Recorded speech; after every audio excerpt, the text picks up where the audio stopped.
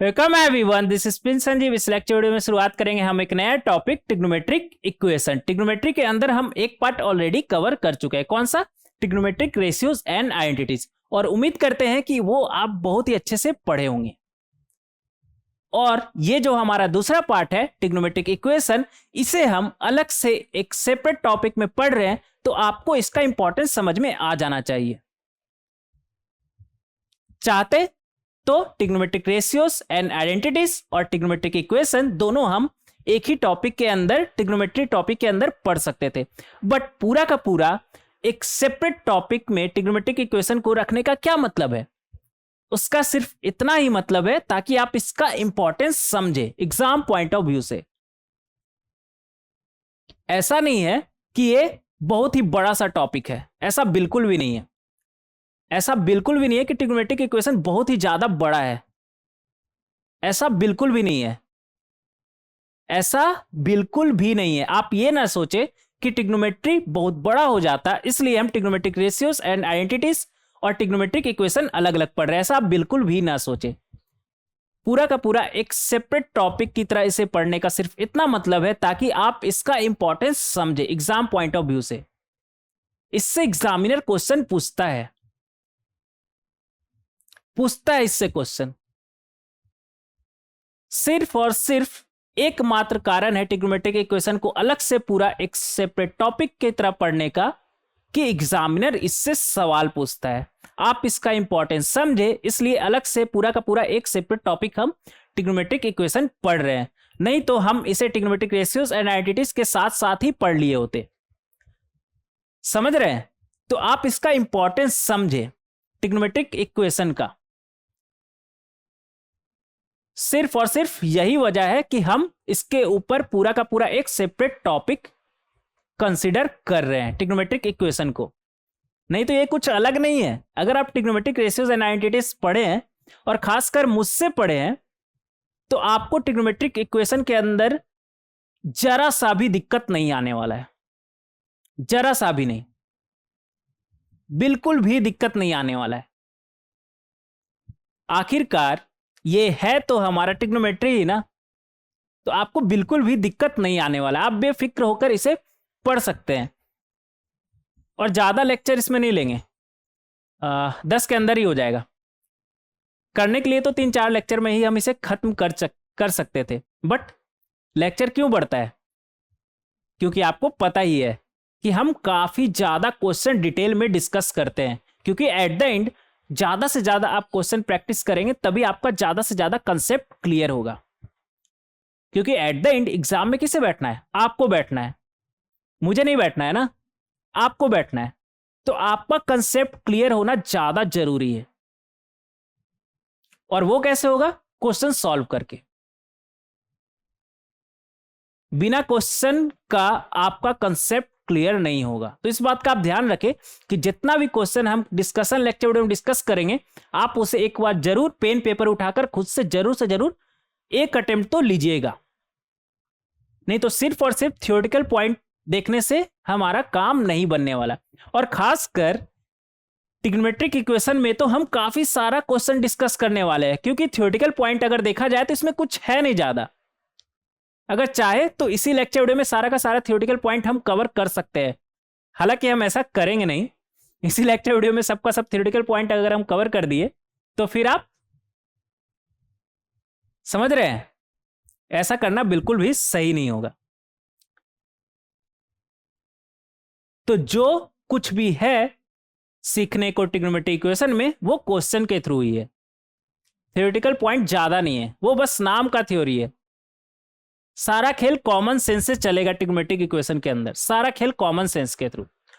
हालांकि इस lecture video में हम ऑलमोस्ट 90% थियोरेटिकल पॉइंट कवर कर लेंगे, ऑलमोस्ट 90%।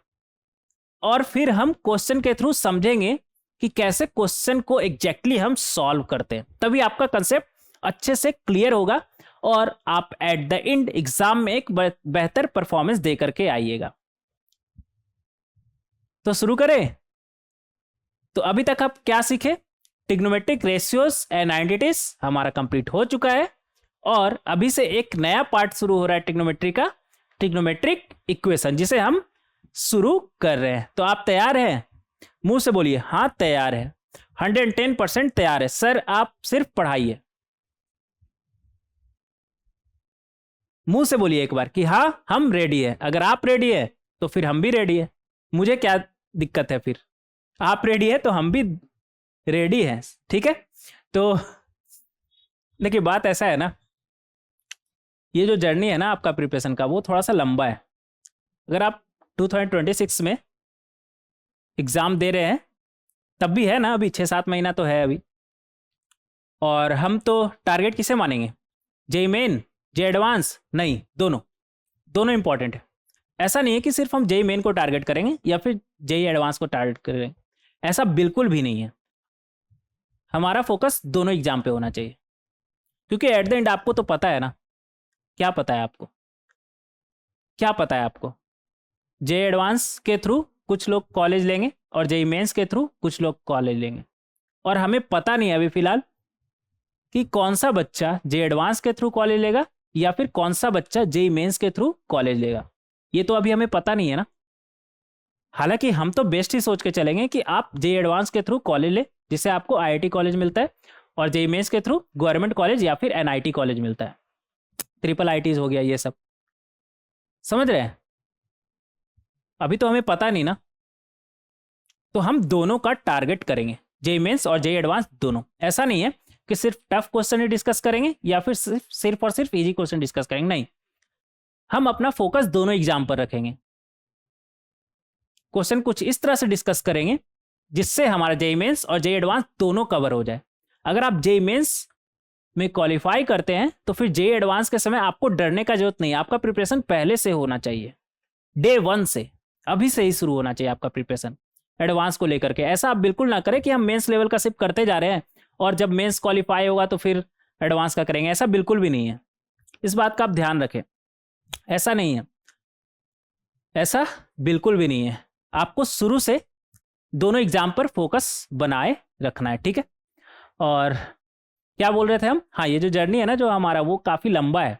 अगर हो सकता है आप 2026 में एग्जाम दे रहे हो या फिर 2027 में एग्जाम दे रहे हो, है ना अभी 5-6 महीना 26 के लिए भी, तो टेंशन क्यों लेना, हम है ना आपके साथ। टेंशन बिल्कुल भी नहीं लीजिए आप, ठीक है, क्योंकि आप टेंशन लेंगे तो फिर मेरा पढ़ाने का फ़ायदा क्या, फिर तो और भी बहुत सारे लोग हैं। इस बात का ध्यान रखें कि हम आराम आराम से पढ़ेंगे, और ऐसा हड़बड़ा कर तो नहीं पढ़ेंगे, but with in time limit हम अपना सिलेबस कंप्लीट करेंगे, जिससे आपको एग्जाम में, एग्जाम से पहले एक अच्छा टाइम मिल जाए रिवीजन के लिए, ठीक है। और बीच बीच में अगर हो सके तो रिवीजन क्लास भी हम लगाएंगे, जो टॉपिक हम कवर कर चुके हैं, जैसे कि logarithm, trigonometric ratios and identities हमारा खत्म हो चुका है।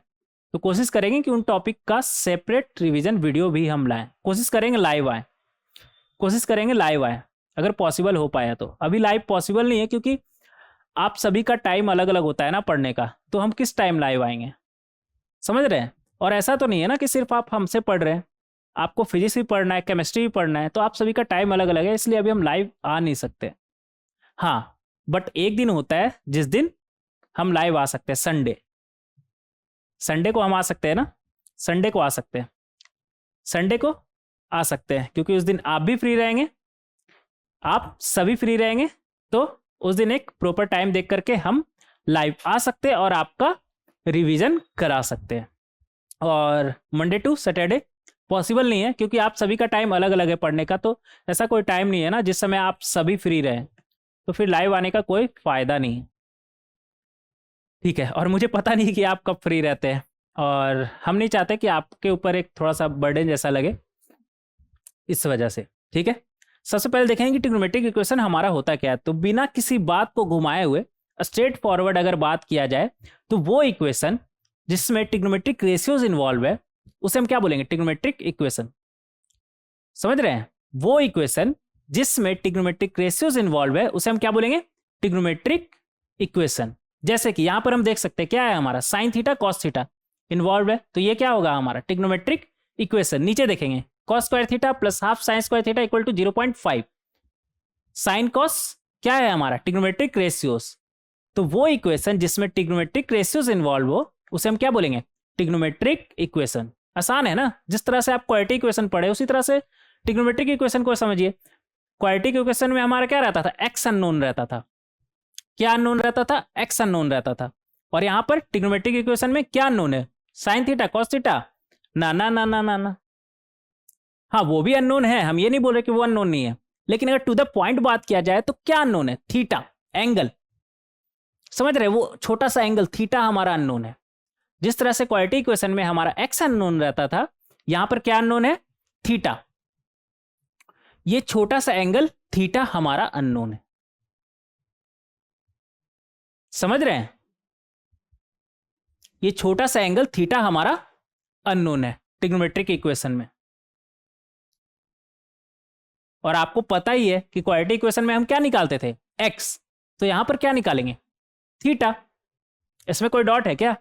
ये तो बहुत ही कॉमन सेंस का बात है ना। क्वाड्रेटिक इक्वेशन में हमारा एक्स अननोन रहता था तो एक्स निकालते थे। ट्रिग्नोमेट्रिक इक्वेशन में हमारा क्या अननोन है? थीटा अननोन है, तो हम थीटा निकालेंगे। बस उसी के ऊपर पूरा का पूरा ये हमारा टॉपिक है, ट्रिग्नोमेट्रिक इक्वेशन। वहां पर हम एक्स निकालते थे, यहां पर क्या निकालेंगे? थीटा। तो अभी तक हम क्या सीखे कि ट्रिग्नोमेट्रिक इक्वेशन है क्या हमारा? वो इक्वेशन जिसमें ट्रिग्नोमेट्रिक रेशियोज इन्वॉल्व है उसे हम क्या बोलेंगे? Trigonometric equation. जिस तरह से क्वाड्रेटिक इक्वेशन में हम एक्स निकालते हैं, यहां पर क्या निकालेंगे? एंगल थीटा, क्योंकि यहां पर अननोन क्या है? हमारा थीटा। क्वाड्रेटिक इक्वेशन में क्या अननोन रहता था? हमारा एक्स। और यहां पर अननोन क्या है? थीटा। तो हम क्या निकालेंगे? एंगल थीटा निकालेंगे। समझेंगे इसे क्वेश्चन के थ्रू तो थोड़ा सा और हमारा कंसेप्ट क्लियर होगा। देखेंगे यहां पर क्या लिखा हुआ है हमारा, if sine theta equal to half then find the value of theta. आपको पता ही है क्वाड्रेटिक इक्वेशन में क्या निकालते थे? एक्स। तो ट्रिग्नोमेट्रिक इक्वेशन में क्या पूछेगा एग्जामिनर हमसे कि थीटा बताओ क्या है हमारा। समझ रहे हैं? तो वहां पर तो क्वाड्रेटिक इक्वेशन में तो हमारे पास फॉर्मूला था, फैक्टर करके हम निकालते थे। यहां पर क्या करेंगे? कुछ उसी तरह का करेंगे क्या? ना ना ना ना, इतना आसान नहीं है। इतना आसान रहता तो इतना सारा लेक्चर हम इसके ऊपर नहीं ले रहे होते। थोड़ा सा तो इसमें अलग है ना, कुछ बात थोड़ा सा तो अलग है, थोड़ा सा नया है। तो उसके लिए आपको घबराना नहीं है, हम हैं आपके साथ। देखेंगे यहाँ पर कैसे हम थीटा को निकाल सकते हैं इस पार्टिकुलर क्वेश्चन में। यहाँ पर साइन थीटा क्या है? हमारा हाफ। और हमें एंगल थीटा यहाँ पर निकालना है। देखेंगे। और थीटा क्या बोल रहा है पार्ट 1 में? 0 से 2 पाई। पार्ट 1 में हमसे क्या बोल रहा है कि थीटा हमारा 0 से अगर 2 पाई है तो थीटा का वैल्यू बताइए। साइन थीटा कितना है? हाफ। साइन थीटा कितना है हमारा? हाफ। और साइन का वैल्यू हाफ अगर 0 से 2 पाई के बीच अगर बात करें तो कहां पर होता है? हाफ है ना पॉजिटिव। एक पॉजिटिव तो आएगा हमारा फर्स्ट क्वाड्रेंट में। किस एंगल पर हाफ आता है? पाई बाई, थोड़ा और नीचे होगा ना,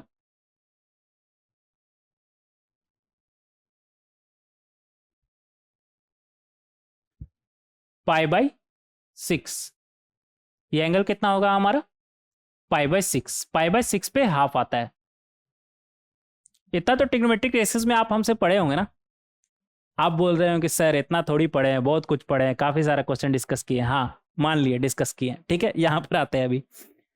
अगर आप सच में हमसे अच्छे से पढ़े हैं तो आपको पता होगा कि हाफ सिर्फ फर्स्ट क्वाड्रेंट में नहीं, सेकंड क्वाड्रेंट में भी आता है। सेकंड क्वाड्रेंट में भी हमारा साइन पॉजिटिव होता है ना, तो सेकंड क्वाड्रेंट में भी हमारा हाफ आता है साइन का वैल्यू।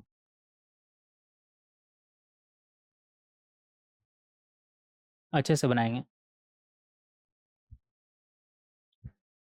सेकंड क्वाड्रेंट में भी हमारा हाफ आता है साइन का वैल्यू। दो जगह आता है, एक फर्स्ट क्वाड्रेंट में और दूसरा सेकंड क्वाड्रेंट में। अगर 0 से 2 पाई के बीच अगर हम बात करें तो यहां से हम बोल सकते हैं कि अगर साइन थीटा का वैल्यू हाफ है तो थीटा हमारा क्या होगा? पाई by 6 and pi minus pi by 6। Second quadrant बोले तो पाई माइनस पाई बाई 6, बोले तो 5 पाई बाई 6, 5 पाई बाई 6। तो फाइनली अगर यहां पर हम बोले कि अगर हमारा थीटा 0 से 2 पाई है तो sine theta equal to half, sine theta equal to half में थीटा क्या होगा हमारा, π/6 एंड 5π/6, 5π/6। कोई दिक्कत यहां तक? कोई दिक्कत नहीं, होना भी नहीं चाहिए, क्योंकि आप किससे पढ़े ट्रिग्नोमेट्रिक रेशियो आइडेंटिटीज? मुझसे पढ़े हैं। तो हम आपको काफी डिटेल में अच्छे तरीके से पढ़ाएं, मुझे पूरा विश्वास है। तो यहां तक कोई दिक्कत नहीं हुआ होगा आपको, हम 110% श्योर है यहां पर। ठीक है, आगे बढ़ते हैं। देखेंगे यहां पर 0 से 2π के बीच अगर बात करें तो हमारा थीटा क्या आया, π/6 एंड 5π/6। अगर आपसे हम पूछे 0 से 2π नहीं, 0 से 2π नहीं, -π/4 से, -π/4 बोले तो इस तरह से, -π/4 से, ये एंगल क्या है हमारा, π/4, π/4 π/2 का एकदम आधा होगा ना, ठीक है। ये रहा हमारा π/4 और ये रहा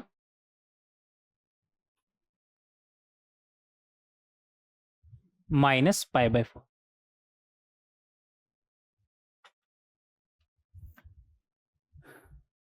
एंटी क्लॉकवाइज π/4, तो क्लॉकवाइज हमारा क्या होगा, -π/4, ये तो पता है ना आपको, ठीक है। तो अगर आपसे हम पूछे, लिखेंगे यहां पर नंबर 2, इफ थीटा बिलोंग्स टू -π/4 से π/4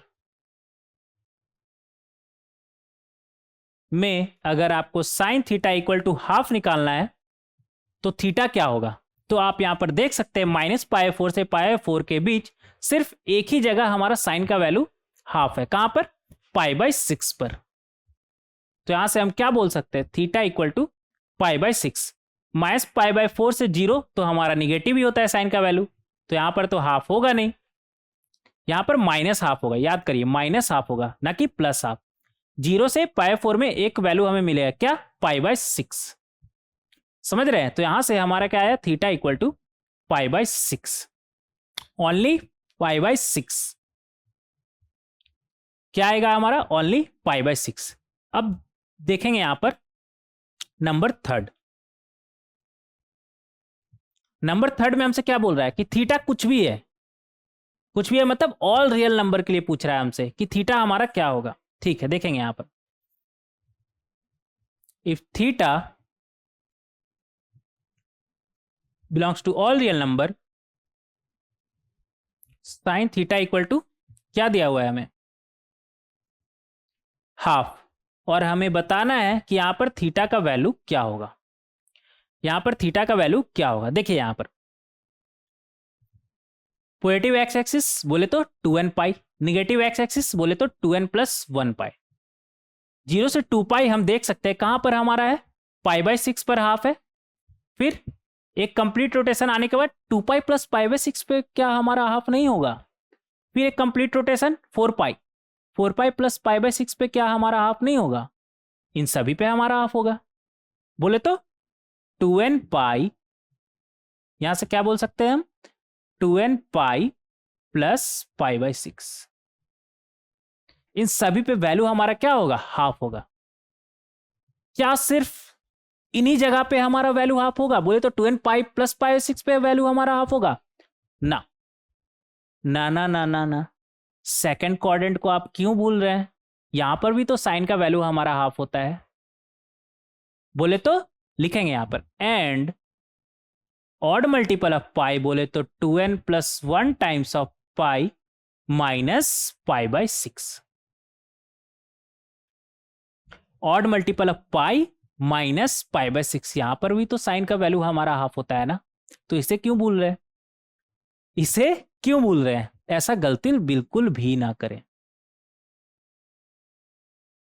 समझ रहे हैं। बोले तो पाई - π/6, 3π - π/6, 2n+1 पाई मतलब ऑड मल्टीपल ऑफ पाई, पाई - π/6, इन सभी पे वैल्यू हमारा क्या होगा, हाफ होगा, क्योंकि हमें पता है sine of odd multiple of pi minus pi 6 हमारा क्या होता है, साइन पाई बाय 6 होता है, और साइन पाई बाय 6 का वैल्यू हाफ होता है। तो यहां पर हमारा वैल्यू क्या होगा, हाफ। अगर इन दोनों को हम कंबाइन करके लिखना चाहें तो लिख सकते हैं क्या, हाँ लिख सकते हैं। मतलब हम नहीं चाहते ये एंड करके अलग से लिखे, एक में ही हम इसे लिखना चाहते हैं। देखिए ये इवन मल्टीपल है, ये ऑड मल्टीपल है, तो ऐसा करते हैं ना, n पाई प्लस -1 का power n times of pi by 6 लिख सकते हैं क्या, हाँ लिख सकते हैं। कैसे, देखिए अगर n हमारा इवन हुआ तो यहां पर क्या बनेगा, इवन बोले तो 2k टाइप, तो 2k पाई प्लस -1 का पावर इवन क्या आएगा हमारा, 1 हो जाएगा। -1 का पावर इवन हमारा क्या होगा, 1, -1 का पावर 2 4 6 8 हमारा क्या होगा, 1 ही होगा ना। तो ये तो हो गया हमारा 1, और साथ में क्या है, पाई बाय 6, तो 2k पाई प्लस पाई बाय 6। तो अगर इवन हुआ तो ये -1 हमारा +1 बन जाएगा, क्योंकि पावर इवन है ना। और जब ये n हमारा ऑड होगा, बोले तो 2k + 1 टाइप, ये ऑड हुआ तो क्या बनेगा, odd multiple of pi, n क्या ऑड, तो odd multiple of pi plus -1 का पावर ऑड, हमारा -1 होता है, तो क्या बनेगा हमारा -पाई/6। तो इवन से हमें ये मिला, अगर n के जगह पे इवन रखेंगे तो ये मिलेगा, ऑड रखेंगे तो हमें ये मिलेगा। तो इन दोनों को कंबाइनली हम इस तरह से लिख सकते हैं क्या, n पाई प्लस -1 का पावर n पाई/6। कोई दिक्कत, कोई दिक्कत नहीं, कोई दिक्कत नहीं। यहां तक उम्मीद करते हैं कि आपको बहुत ही अच्छे तरीके से समझ में आ गया होगा। अब देखिए, अब जाने अनजाने में हम यहां पर 3 तरह का सॉल्यूशन देख चुके हैं, ऑलरेडी 3 तरह का सॉल्यूशन देख चुके हैं। कैसे, देखिए सबसे पहले हम देखें 0 से 2 पाई के बीच, 0 इंक्लूड है और 2 पाई एक्सक्लूड है, मतलब एग्जैक्टली 2 पाई नहीं, 2 पाई से पहले 0 इंक्लूड है, बट मतलब 1 कंप्लीट रोटेशन में हम सॉल्यूशन देखें। इसे हम बोलते हैं प्रिंसिपल सॉल्यूशन, लिखेंगे यहां पर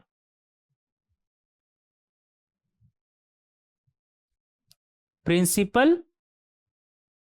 सॉल्यूशन। इसे हम क्या बोलते हैं, प्रिंसिपल सॉल्यूशन। 0 से 2 पाई के बीच जो हमारा वैल्यू आएगा थीटा का, उसे हम क्या बोलेंगे, प्रिंसिपल सॉल्यूशन। और थीटा का हर पॉसिबल वैल्यू को हम क्या बोलेंगे, जनरल सॉल्यूशन। तो नंबर 3 का अगर बात करें तो यहां पर थीटा का हर पॉसिबल वैल्यू, मतलब हम किसी स्पेसिफिक इंटरवल में बात ही नहीं कर रहे हैं, हम हर रियल थीटा के लिए बात कर रहे हैं।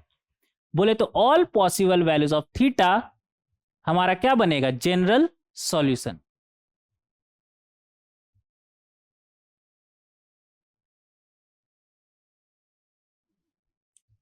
General solution. और ये हमारा क्या है, एक स्पेसिफिक इंटरवल में बात हो रहा है, एक गिवन इंटरवल में बात हो रहा है, -π/4 से π/4 के बीच। हो सकता है कभी एग्जामिनर आपसे -π/2 से π/2 पूछ ले, हो सकता है -π/6 से π/6 पूछ ले, हो सकता है 2 से 4 पूछ ले, हो सकता है 9 से 90 पूछ ले, कुछ भी पूछ सकता है। मतलब एग्जामिनर पर डिपेंड करता है ना कि वो इंटरवल आपको क्या देगा, समझ रहे हैं।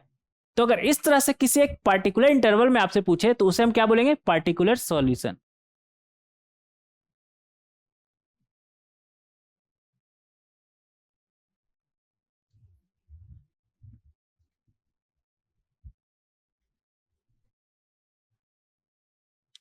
Particular solution.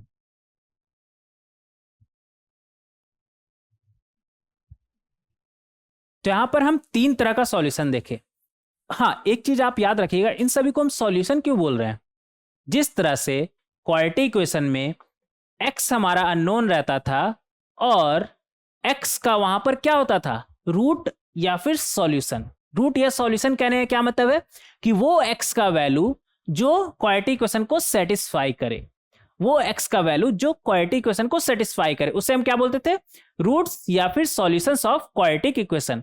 उसी तरह ट्रिग्नोमेट्रिक इक्वेशन में वो थीटा का वैल्यू जो इक्वेशन को सेटिस्फाई करे, उसे हम क्या बोलेंगे, रूट्स या फिर solution of the trigonometric equation. Roots या फिर solution of the trigonometric equation. तो काफी आसान है ना इसे समझना, आप क्वाड्रेटिक से इसे रिलेट कर सकते हैं। जिस तरह से क्वाड्रेटिक इक्वेशन में एक्स अननोन होता था और एक्स को हम क्या बोलते थे, वो एक्स जो इक्वेशन को सेटिस्फाई करे उसे हम क्या बोलते थे, रूट्स या solution of the system. Similarly वो थीटा जो ट्रिग्नोमेट्रिक इक्वेशन को सेटिस्फाई करे, मतलब वो थीटा का वैल्यू अगर हम ट्रिग्नोमेट्रिक इक्वेशन में रखें तो उसे सेटिस्फाई जो करे उसे हम क्या बोलेंगे, रूट्स या फिर solution of the trigonometric equation. इतना सिंपल है समझना इसे। और यहां पर जाने अनजाने में हम 3 तरह का सॉल्यूशन देख चुके। कैसा, अगर थीटा 0 से 2 पाई के बीच बात हो रहा है तो उसे हम क्या बोलेंगे, प्रिंसिपल सॉल्यूशन। अगर थीटा किसी एक स्पेसिफिक इंटरवल में बात हो रहा है तो उसे हम क्या बोलेंगे, पार्टिकुलर सॉल्यूशन।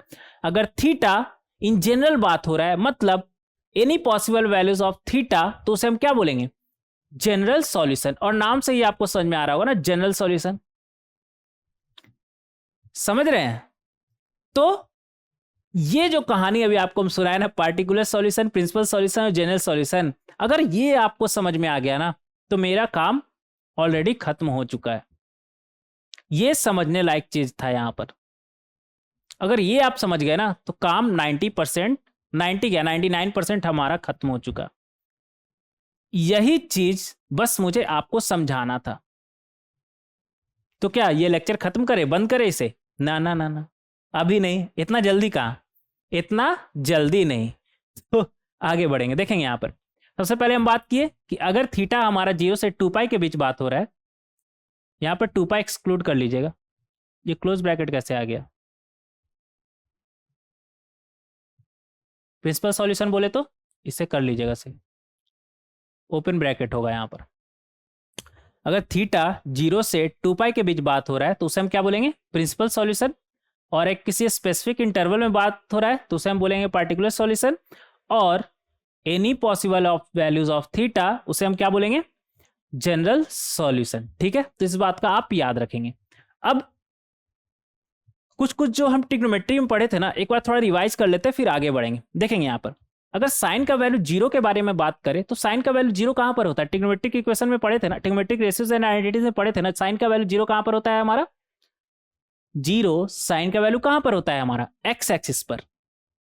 एक्स एक्सिस बोले तो पॉजिटिव एक्स एक्सिस बोले तो even multiple of pi, negative x axis बोले तो ऑड मल्टीपल ऑफ पाई। और दोनों कंबाइनली हम क्या बोल सकते हैं, एक्स एक्सिस को क्या बोल सकते हैं, एन पाई। तो यहां से हमारा थीटा क्या आ जाएगा, n pi, where n belongs to integer. आप एन का वैल्यू अलग अलग रखते जाएंगे तो आपको थीटा का अलग अलग वैल्यू मिलते चला जाएगा, जिसपे साइन वैल्यू हमारा क्या होता है, 0। साइन का वैल्यू 1 कहां पर होता है, पॉजिटिव वाई एक्सिस बोले तो पॉजिटिव वाई एक्सिस कैसे लिखते हैं हम, 4n + 1 टाइम्स ऑफ π/2, या फिर 2n पाई प्लस π/2। दोनों अलग चीज है क्या, ना ना ना ना ना, 2n पाई प्लस π/2 में आप π/2 कॉमन लेंगे तो आपका क्या बनेगा, 4n + 1 टाइम्स ऑफ π/2।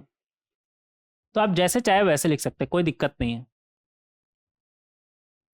और -1 कहां पर आता है, निगेटिव वाई एक्सिस पर आता है हमारा -1 साइन का वैल्यू। तो यहां से बोल सकते हैं theta 4n - 1 times of π/2 where n belongs to integer. तो इस तरीके से जनरल सॉल्यूशन एक तरीके से हम ऑलरेडी देख चुके हैं ट्रिग्नोमेट्रिक रेशियोज के अंदर। कॉस का वैल्यू अगर 0 पे बात करें तो कॉस का वैल्यू 0 कहां पर आता है, वाई एक्सिस बोले तो 4n + 1 times of π/2, 4n - 1 times of π/2 बोले तो 4n + -1 टाइम्स ऑफ π/2।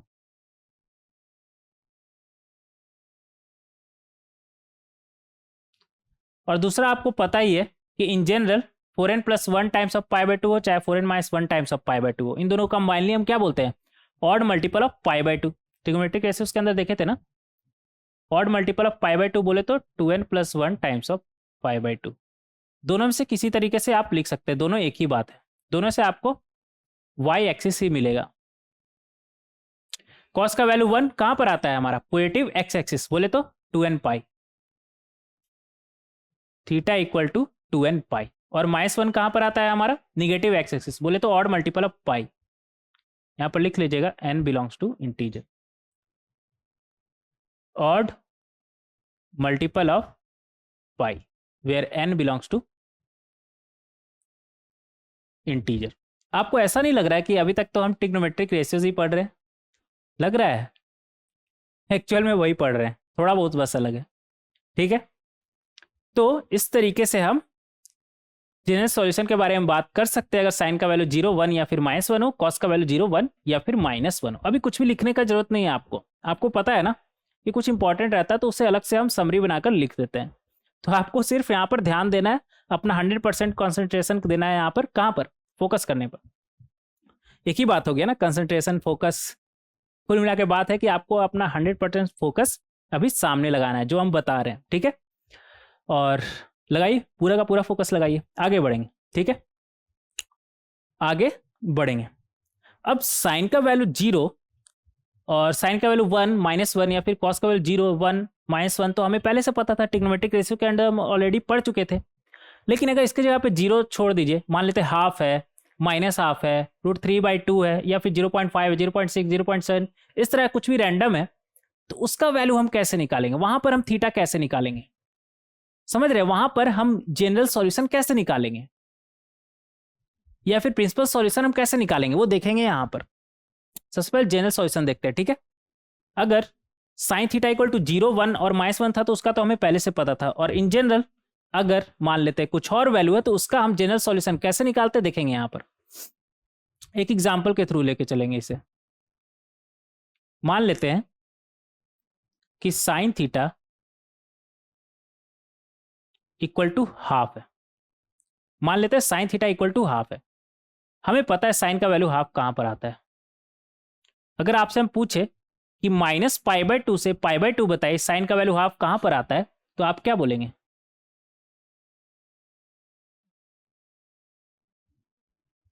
आप बोलेंगे सर हाफ जो है ना वो आता है π/6 पर। बोले तो 30 डिग्री पर, -π/2 से π/2 के बीच।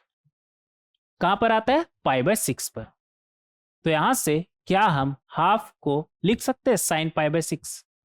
आप बोलेंगे सर हाँ, बेफिक्र होकर के लिख सकते हैं, बेफिक्र होकर के लिख सकते हैं। अगर यहां पर हम थीटा का बात करें तो आप बोलेंगे कि सर थीटा तो एक बार π/6 पे आएगा।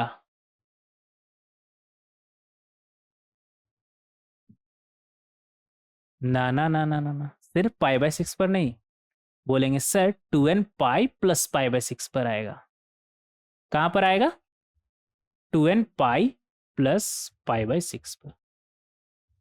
कहां पर आएगा? 2n pi plus π/6। और आप बोलेंगे कि सर सिर्फ यहां पर ही नहीं, सिर्फ यहां पर ही नहीं, भले -π/2 से π/2 के बीच हमारा π/6 पर आ रहा है, बट हमें पता है कि एक और जगह पे साइन का वैल्यू हमारा हाफ आता है। कहां पर हाफ आता है?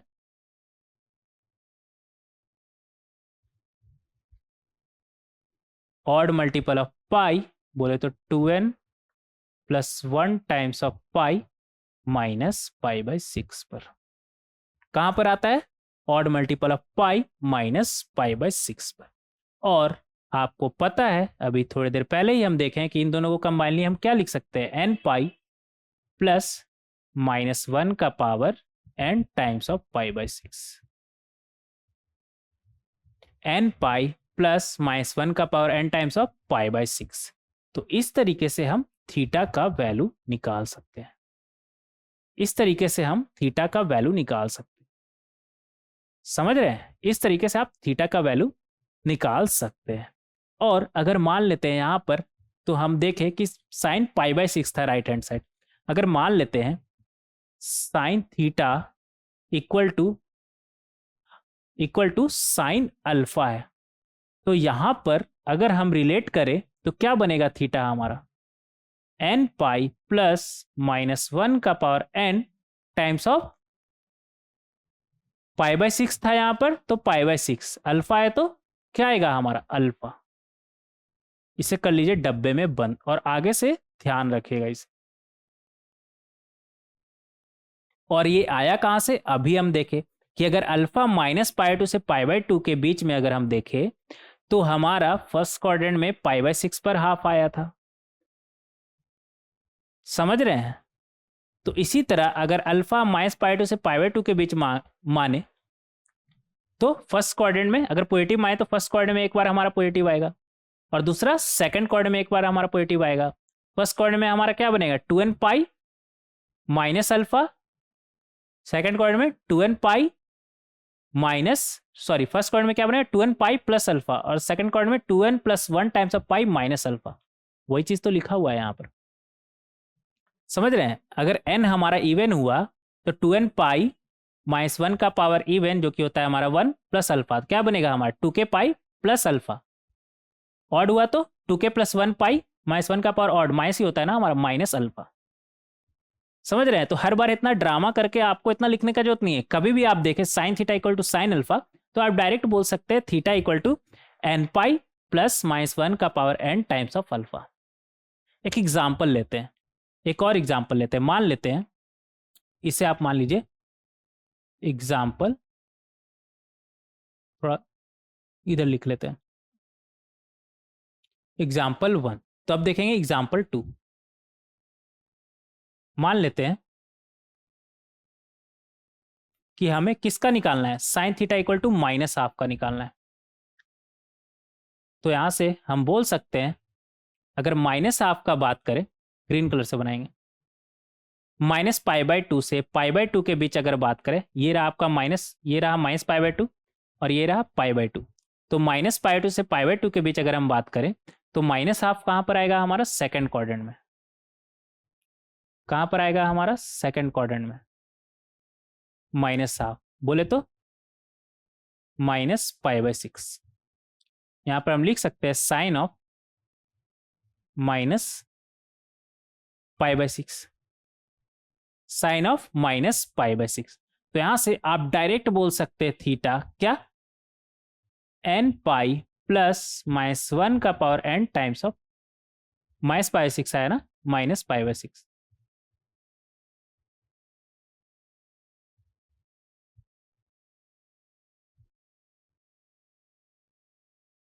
अगर आप n का वैल्यू इवन उठाएं तो क्या बनेगा आपका 2n π -1 का पावर इवन क्या बना हमारा 1 और -π/6 है। तो क्या बनेगा हमारा 2n π -π/6 ये वाला। आप अगर n का वैल्यू ऑड उठाए तो क्या बनेगा आपका 2n + 1 टाइम्स ऑफ π -1 का पावर ऑड क्या बनेगा आपका माइनस, क्या बनेगा आपका माइनस, और इधर क्या है -π/6। तो यहाँ पर ये माइनस माइनस क्या बन जाएगा हमारा प्लस, क्या बना आपका ऑड मल्टीपल ऑफ π प्लस π/6। बोले तो odd multiple of π plus π/6। Third quadrant में दो जगह पर हमारा -½ आएगा। ये रहा हमारा फोर्थ क्वाड्रेंट और ये रहा थर्ड क्वाड्रेंट का एंगल।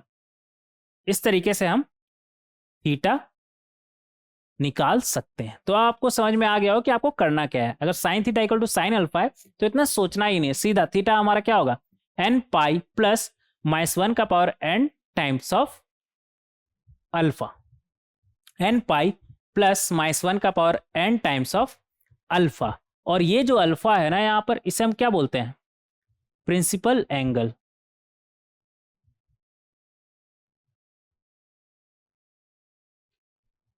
Principal angle. तो यहां पर हम देख सकते हैं कि प्रिंसिपल एंगल्स हमारा कहां तक होना चाहिए -π/2 से π/2 के बीच में होना चाहिए। दोनों इंक्लूड है ना, दोनों इंक्लूड है। इसी तरह अगर कॉस में बात करें तो कॉस में प्रिंसिपल एंगल हमारा कहां से होना, प्रिंसिपल एंगल हमारा क्या होता है 0 से π। और ऐसा क्यों है -π/2 से π/2 क्यों है? अगर आप अच्छे से सोचे तो -π/2 से 0 तक हमारा साइन का जितना भी निगेटिव वैल्यू है वो कवर हो जाएगा और 0 से π/2 जितना भी पॉजिटिव एंगल है वो कवर हो जाएगा। सिमिलरली कॉस तो हमें पता है कि -π/2 से 0 में भी पॉजिटिव होता है, 0 से π/2 में भी पॉजिटिव होता है। तो इसलिए इसका जो प्रिंसिपल एंगल है वो क्या है हमारा 0 से π। 0 से π में हमें पता है पॉजिटिव होता है तो पॉजिटिव वाला कवर कर लेगा, और 0 से π/2 में पॉजिटिव होता है तो पॉजिटिव वाला कवर कर लेगा, और π/2 से π हमारा निगेटिव होता है तो निगेटिव वाला वैल्यू हमारा कवर कर लेगा कॉस अल्फा। यहाँ पर प्रिंसिपल एंगल के बारे में अगर बात करें तो वो हमारा क्या है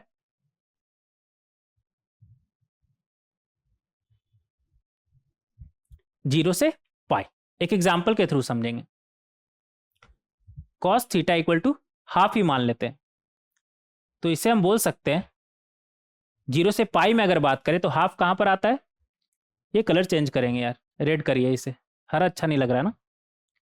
ये रहा हमारा प्रिंसिपल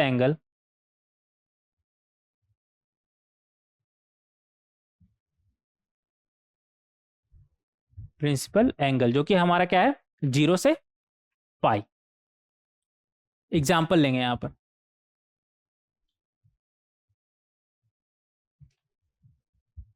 मान लेते हैं कॉस थीटा इक्वल टू है हमारा हाफ। हाफ कहां पर होता है 0 से पाई में, पाई बाई 6 पर।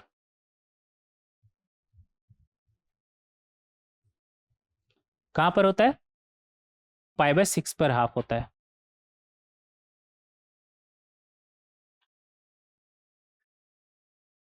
तो इसे हम 0 से पाई में क्या बनेगा अल्फा हमारा, पाई बाई 6।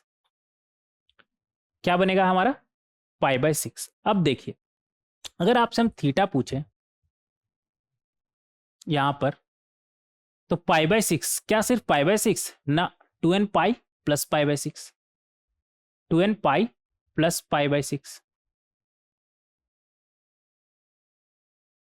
पे भी हमारा वैल्यू क्या आएगा, हाफ। आपको पता है कि cos 2n pi minus theta भी क्या होता है हमारा, कॉस थीटा ही होता है।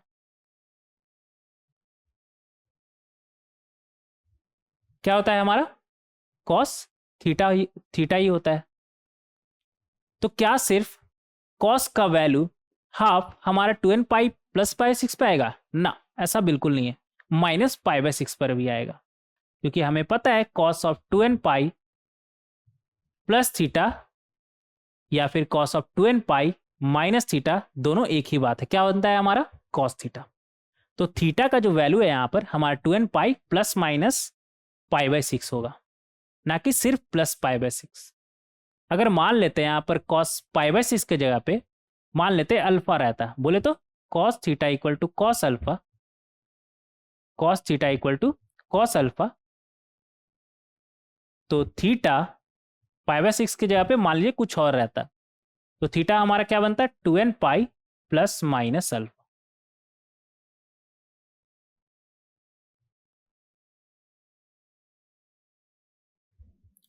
For example number 2, cos theta अगर मान लीजिए है आपका माइनस हाफ ही मान लीजिए, तो हमें पता है कि कॉस का वैल्यू 0 से पाई में माइनस हाफ कहां पर आता है, सेकंड क्वाड्रेंट में आएगा, 0 से पाई में माइनस, माइनस तो सेकंड क्वाड्रेंट में आएगा ना, निगेटिव,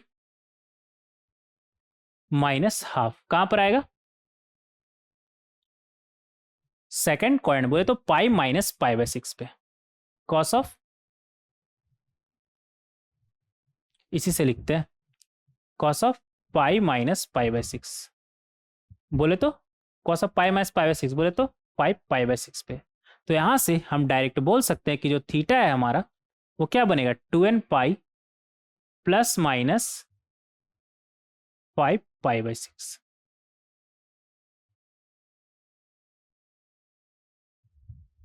अगर आपको ड्रॉ करके दिखाए तो बात और अच्छे से समझ में आएगा। 2n पाई प्लस माइनस 5/6, देखिए 2n pi, 2n pi plus pi by, 2n pi plus minus pi by 6 है ना, एक सेकेंड रुक जाइएगा।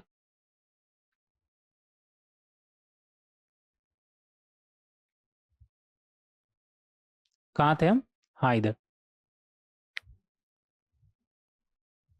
हाँ अगर माइनस हाफ का बात करें तो कहाँ कहाँ पर आएगा हमारा, 2n पाई, ये आपको समझाए थे क्या यहाँ पर,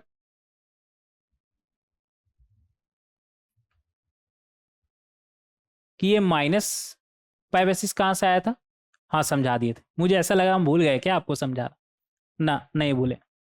देखिए यहाँ पर अब इसे अलग से ही बनाकर दिखाएंगे, वहां पर छोड़िए। 2n pi plus minus pi by 6, देखिए 2n पाई अगर बात किया जाए तो x axis positive, x axis minus pi by 6। अगर आपसे बोले माइनस पाई बाय 6 तो माइनस पाई बाय 6 आपका ये आएगा, सॉरी माइनस 5 पाई बाय 6। ये क्या है आपका minus 5 pi by 6, pi by 2 plus minus pi plus pi bye 6 क्या बनेगा आपका माइनस 5 पाई बाय 6 और 2n pi plus pi bye 6 आपका ये वाला होगा। ये कौन सा है आपका, ये एंगल है आपका 2n pi plus pi bye 6, ये आपका 2n पाई और इसमें प्लस पाई बाय 6 आपका ये बनेगा और ये वाला angle 2n pi minus pi by 6। अगर आप जीरो रखेंगे तो ये प्लस 5 पाई बाय 6 और ये माइनस 5 पाई बाय 6 दोनों आपको मिलेगा। समझ रहे हैं? तो कॉस का वैल्यू माइनस हाफ यहां पर आएगा और यहां पर आएगा, दो जगह पे। इस तरीके से आप निकाल सकते हैं। तो आगे से आप ध्यान रखिएगा कि कॉस थीटा इक्वल टू अगर कॉस अल्फा है तो थीटा हमारा क्या होगा 2n plus minus times of alpha, 2n pi plus minus times of alpha. हाँ, साथ ही साथ आप इस बात का ध्यान रखिएगा कि जो साइन का प्रिंसिपल एंगल था वो माइनस पाई बाय 2 से पाई बाय 2 हो, कॉस का 0 से पाई बाय 2 पॉजिटिव वाला जितना है वो कवर कर लेगा और पाई बाय 2 से पाई जितना भी निगेटिव वाला है हमारा वो कवर कर लेगा। जैसे कि आप यहाँ पर देख सकते हैं निगेटिव वाला पाई बाय 2 से पाई क्या एंगल है हमारा 5 पाई बाय 6, सेकंड क्वाड्रेंट का ये एंगल है ना हमारा, तो ये हमारा कवर कर लेगा। पाई बाय 2 से बड़ा है ना 5 पाई बाय 6, तो निगेटिव वाला हमारा जितना भी है वो पाई बाय 2 से पाई तक वाला एंगल कवर कर लेगा कॉस का वैल्यू। तो इस तरीके से हम इसे समझ सकते हैं। कोई दिक्कत नहीं। ये जनरल सॉल्यूशन आप याद रखिएगा, sine theta equal to sine alpha n pi plus minus 1 का power n alpha, cos theta equal to cos alpha. General solution हमारा क्या होगा theta equal to 2n pi plus minus alpha. कोई दिक्कत नहीं। अब tan का देखेंगे, बोले तो tan theta equal to tan alpha का हम कैसे निकालते हैं। एक मान ही लेते हैं ना, मान लेते हैं tan थीटा इक्वल टू, एक second, tan theta equal to example लेकर के समझते हैं इसे।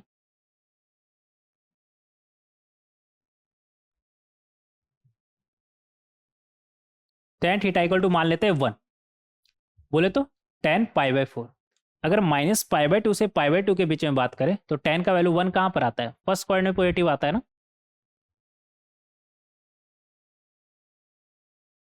कहां पर पाई बाय 4 पर, कहां पर आता है हमारा पाई बाय 4 पर। तो यहां से हम बोल सकते हैं कि थीटा इक्वल टू सिर्फ पाई बाय 4 पर ना 2n pi plus pi by 4 पर, 2n pi plus pi by 4 पर। क्या सिर्फ फर्स्ट क्वाड्रेंट में ही हमारा tan का वैल्यू 1 आता है ना, और कहां पर आता है थर्ड क्वाड्रेंट पर।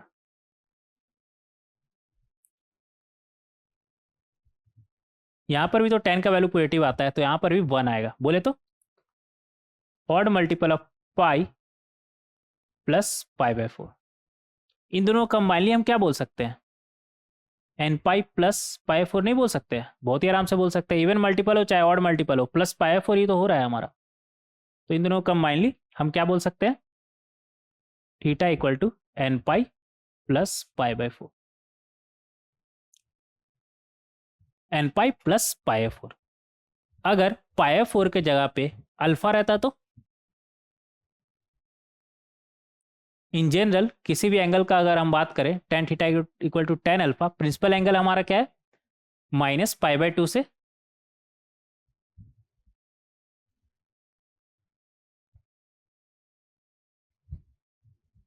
माइनस पाई बाय 2 से पाई बाय 2।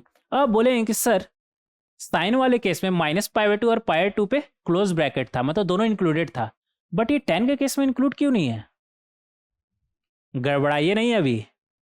ये tan है, tan odd multiple of pi by 2 पे डिफाइन ही नहीं है, इसलिए ओपन ब्रैकेट है। समझ में आ रहा है? तो प्रिंसिपल वैल्यू में एग्जैक्टली माइनस पाई बाय 2 और पाई बाय 2 हमारा इंक्लूड नहीं होगा। तो ये डिफरेंस है दोनों में, देखिएगा और समझिएगा इसे। tan odd multiple of pi by 2 पे डिफाइन ही नहीं होता है, माइनस पाई बाय 2 हो चाहे पाई बाय 2 हो, वहां पर तो tan डिफाइन ही नहीं है, इसलिए ओपन ब्रैकेट लगा हुआ। तो प्रिंसिपल एंगल में माइनस पाई बाय 2 और पाई बाय 2 एग्जैक्टली नहीं आएगा, ठीक है। और यहाँ से क्या बोल सकते हैं हम, theta equal to n pi plus alpha.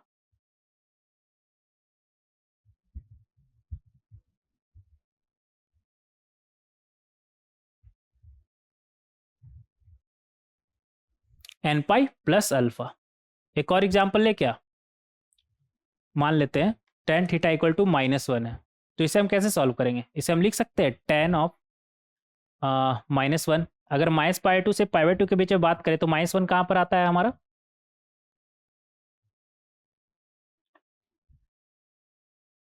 -π/2 से π/2, वैसे तो सेकंड क्वाड्रेंट में भी आता है, लेकिन -π/2 से π/2 के बीच में बात कर रहे हैं, तो कहाँ पर आएगा हमारा फोर्थ क्वाड्रेंट, सिर्फ -π/2 से 0 के बीच 1, बोले तो 2n पाई -π/4 पे, लेकिन अभी -π/2 से π/2 पूछ रहे हैं ना, तो -π/4 पे। तो यहाँ से हम थीटा बोल सकते हैं, क्या बोल सकते हैं, 2n पाई -π/4। बट हमें पता है कि टेन का वैल्यू और कहाँ पर -1 आता है,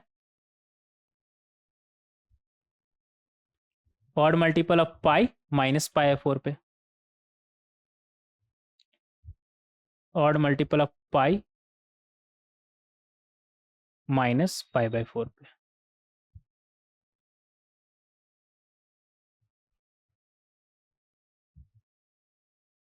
तो इन दोनों से कंबाइनली हम क्या बोल सकते हैं, थीटा इक्वल टू एन पाई -π/4 पे, एन पाई -π/4 पे, फोर्थ क्वाड्रेंट और सेकंड क्वाड्रेंट।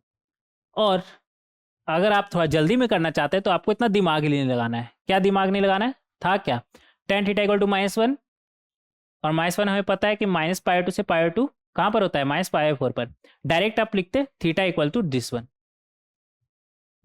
इतना सोचना ही नहीं है, क्योंकि हमें पता है tan theta equal to tan alpha, tan theta equal to tan alpha इधर लिखिएगा, टेन थीटा इक्वल टू अगर टेन -π/4 है, तो यहाँ से हम डायरेक्ट बोल सकते हैं theta equal to n pi plus -π/4,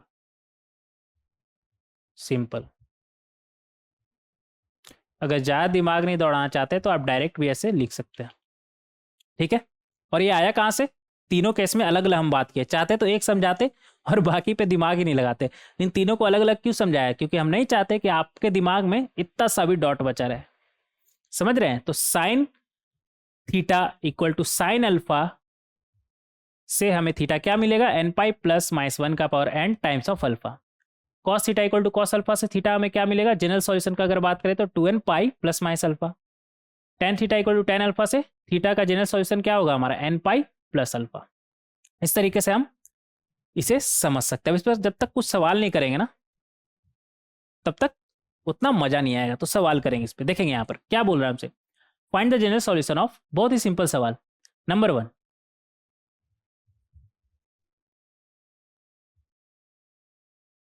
number 1 sine theta equal to √3/2, sine theta equal to √3/2। -π/2 से π/2 के बीच साइन का वैल्यू √3/2 कहाँ पर आता है, फर्स्ट क्वाड्रेंट बोले तो 0 से π/2 के बीच कहाँ पर आता है हमारा, किसका वैल्यू हमारा √3/2 है, π/3 का, साइन π/3 का। तो sine theta equal to sine π/3, तो डायरेक्ट लिखिए, अब उतना ड्रामा करने का जरूरत ही नहीं है। क्या लिखिएगा, theta equal to n pi plus -1 का पावर n टाइम्स ऑफ π/3। आप चाहे तो इधर बनाकर भी देख सकते हैं, क्या आएगा हमारा √3/2 ना, एक इधर आएगा और दूसरा सेकंड क्वाड्रेंट में √3/2,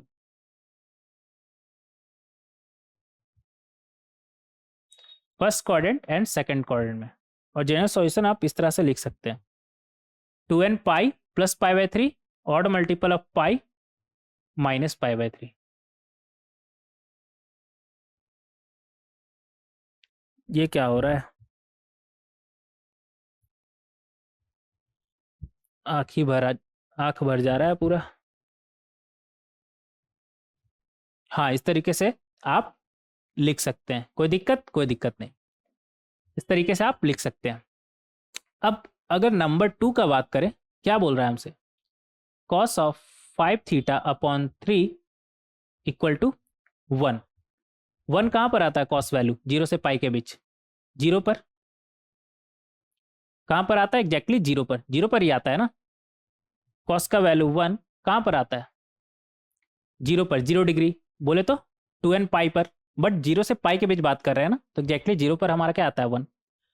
तो यहाँ से 5 थीटा अपॉन 3 क्या बोल सकते हैं हम, 2n pi plus minus of 0। तो यहाँ से थीटा क्या आ जाएगा आपका, 3 उस तरफ जाएगा तो क्या बनेगा, 3 इंटू 6n पाई, और 5 नीचे आ जाएगा। इस तरीके से आप काफ़ी आसानी से थीटा का जनरल सॉल्यूशन निकाल सकते हैं। ठीक है, थर्ड नंबर देखेंगे, tan 3x upon 2 equal to 1। इससे हम लिख सकते हैं tan माइनस पाई 2 से पाई 2 क्या बनेगा हमारा, पाई बाई 4।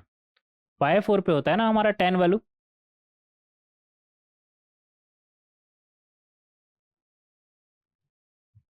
तो यहाँ से हमारा क्या आ जाएगा, n पाई प्लस पाई 4, तो n पाई तो ये भी है ना, और ये भी है, दोनों पे वैल्यू हमारा क्या होगा 1। क्या बनेगा, यहाँ से डायरेक्ट लिखेंगे theta equal to n pi plus pi by 4। n अगर इवन होगा तो वहाँ से क्या मिलेगा,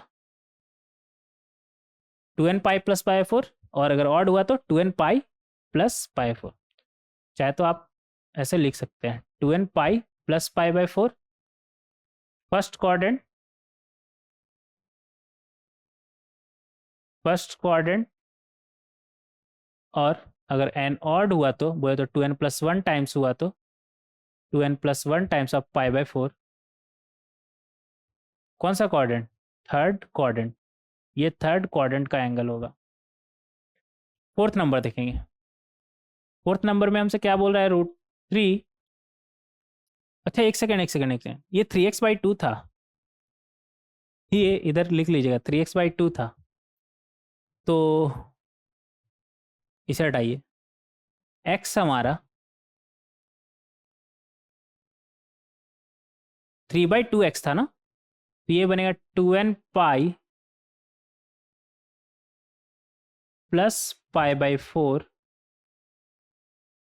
एक second, n pi plus pi 4 2/3 कर देते हैं, कोई दिक्कत, 2 को ऊपर और 3 को नीचे। हाँ अब ठीक, इसे इरेज ही कर दीजिए, इतना लिखने का जरूरत नहीं है, इतना लिखने का जरूरत नहीं है। ठीक है,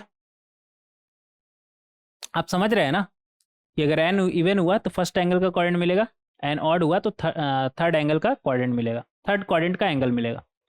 इधर क्या है, √3 कॉसेक 3 थीटा बाई 2। अब आप फंस गए, कैसे, कॉसेक के बारे में हमने तो कुछ बात ही नहीं किया, लेकिन आप नहीं फंसे। कॉसेक को हम क्या लिख सकते हैं, साइन 3 थीटा, 1/sin 3 थीटा। तो यहां से क्या आ जाएगा हमारा, साइन 3 थीटा इक्वल टू √3/2। और हमें पता है कि माइनस पाई बाई 2 से पाई बाई 2 साइन का वैल्यू √3/2 कहाँ पर आता है, अभी देखे ना 60 डिग्री, बोले तो साइन y/3।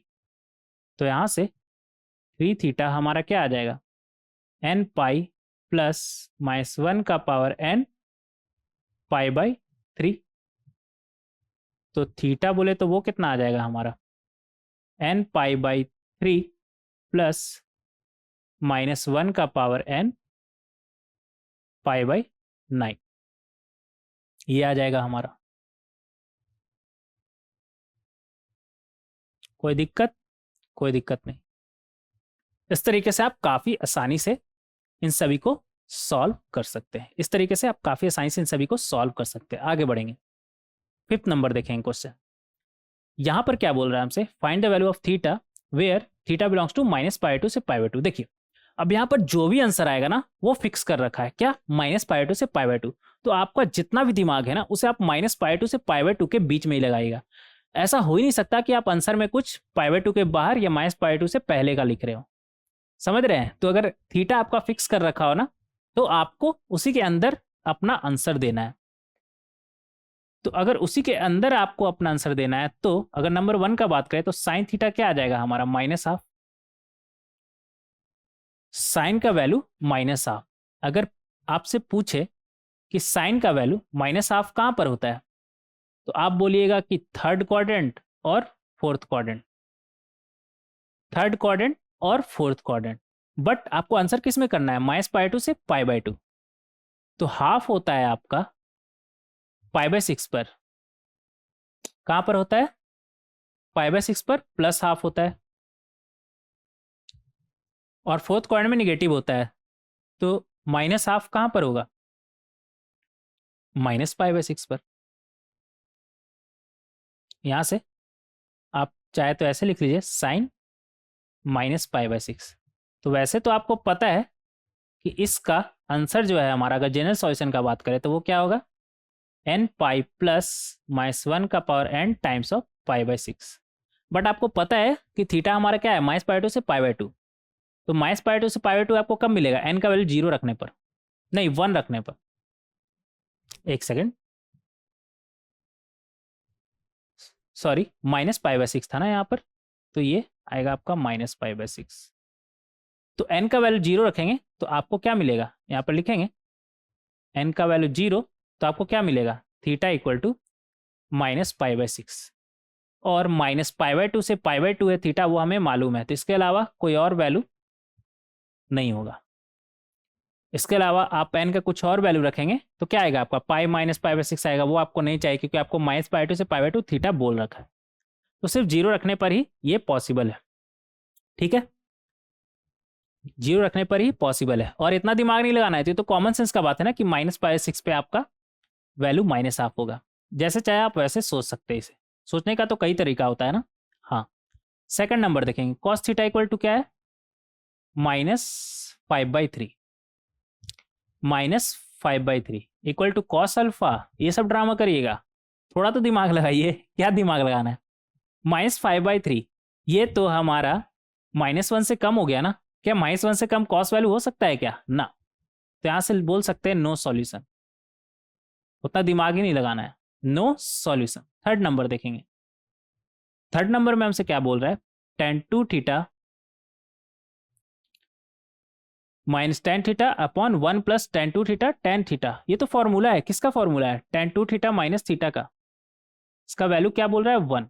बोले तो 2 थीटा माइनस थीटा क्या बनेगा हमारा, tan थीटा इक्वल टू 1। तो -π/2 से अगर π/2 के बीच में बात किया जाए तो 1 कहाँ पर आता है, फोर्थ क्वाड्रेंट में तो हमारा निगेटिव होता है tan का वैल्यू। फर्स्ट क्वाड्रेंट में ही हमारा 1 आएगा, कहाँ पर, π/4 पर आता है, हमें पता है। तो यहाँ से बोल सकते हैं थीटा इक्वल टू π/4। तो इस तरीके से हम फिफ्थ का फर्स्ट पार्ट, सेकंड पार्ट और थर्ड पार्ट का आंसर कर सकते हैं। कोई दिक्कत, कोई दिक्कत नहीं, कोई दिक्कत नहीं ना, कोई दिक्कत नहीं। आगे बढ़ेंगे, एक और चीज देखेंगे। अभी तक हम ये देख चुके हैं कि sine theta equal to sine alpha का हमारा जनरल सॉल्यूशन क्या होता है।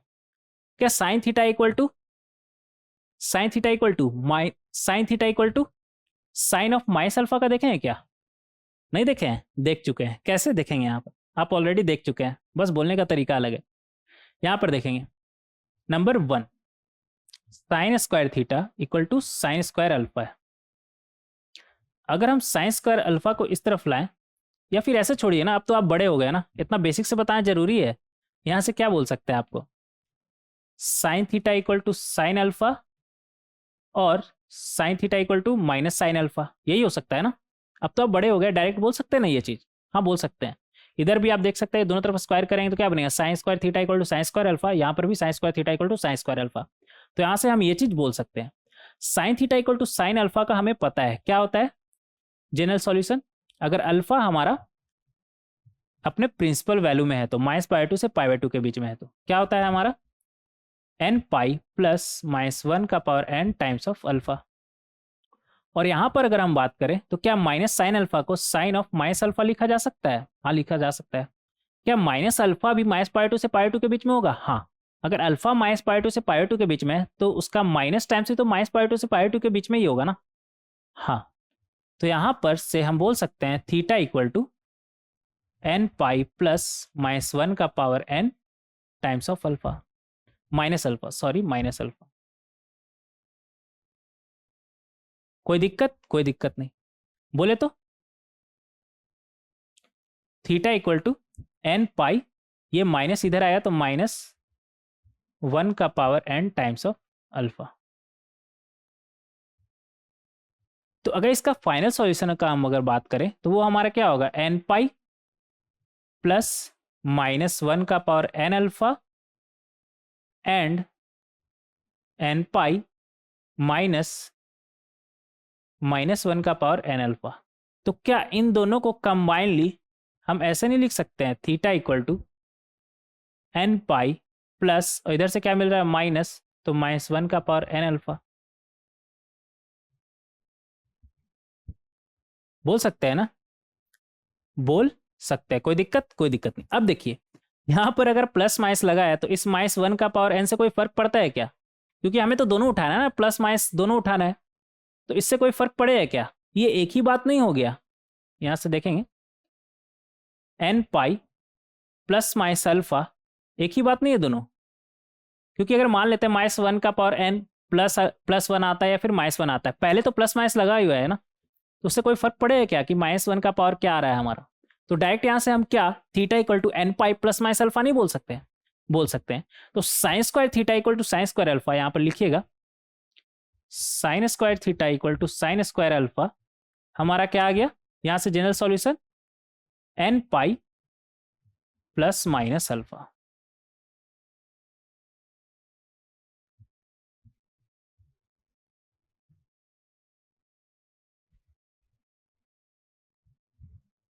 एक एग्जाम्पल के थ्रू समझे क्या? अगर मान लेते sine square theta equal to half है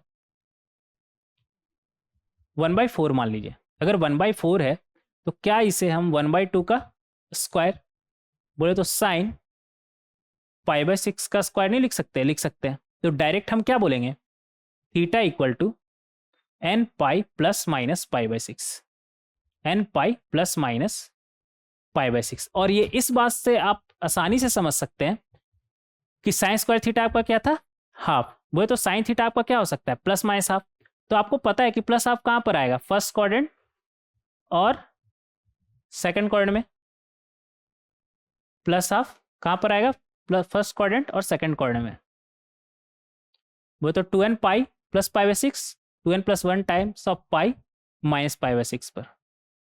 और sine square theta equal to 1/4 है, बोले तो हाफ का स्क्वायर है। क्या ये सिर्फ हाफ का स्क्वायर है ना, माइनस हाफ का भी स्क्वायर है ना। तो साइन थीटा आपका अगर माइनस हाफ हुआ तो आपको पता है माइनस हाफ कहां पर आता है, 2n पाई माइनस π/6 पर, और odd multiple of pi plus π/6 पर माइनस हाफ आता है। तो sine square theta equal to अगर 1/4 है तो आपको दोनों सॉल्व करना है, sine theta equal to half और sine theta equal to minus half. क्योंकि साइन थीटा इक्वल टू 1/4 है तो sine square theta equal to 1/4 है, तो साइन थीटा आपका क्या रहा होगा, या तो माइनस हाफ या तो प्लस हाफ। तो माइनस हाफ प्लस हाफ दोनों के लिए आप सॉल्व करेंगे ना, वो थीटा का वैल्यू निकालेंगे जिसके लिए साइन थीटा का वैल्यू हाफ और माइनस हाफ दोनों। इस वजह से ऐसा आ रहा है हमारा। कोई दिक्कत? कोई दिक्कत नहीं। और यहाँ पर ग्राफ, यहाँ पर एक्स वाई कोऑर्डिनेट में तो अच्छे से समझ सकते हैं। तो इस तरीके से आप sine square theta equal to sine square alpha देख सकते हैं। क्या cos square theta equal to cos square alpha का भी यही कहानी है? हाँ यही कहानी है। एक सेकंड रुकिएगा।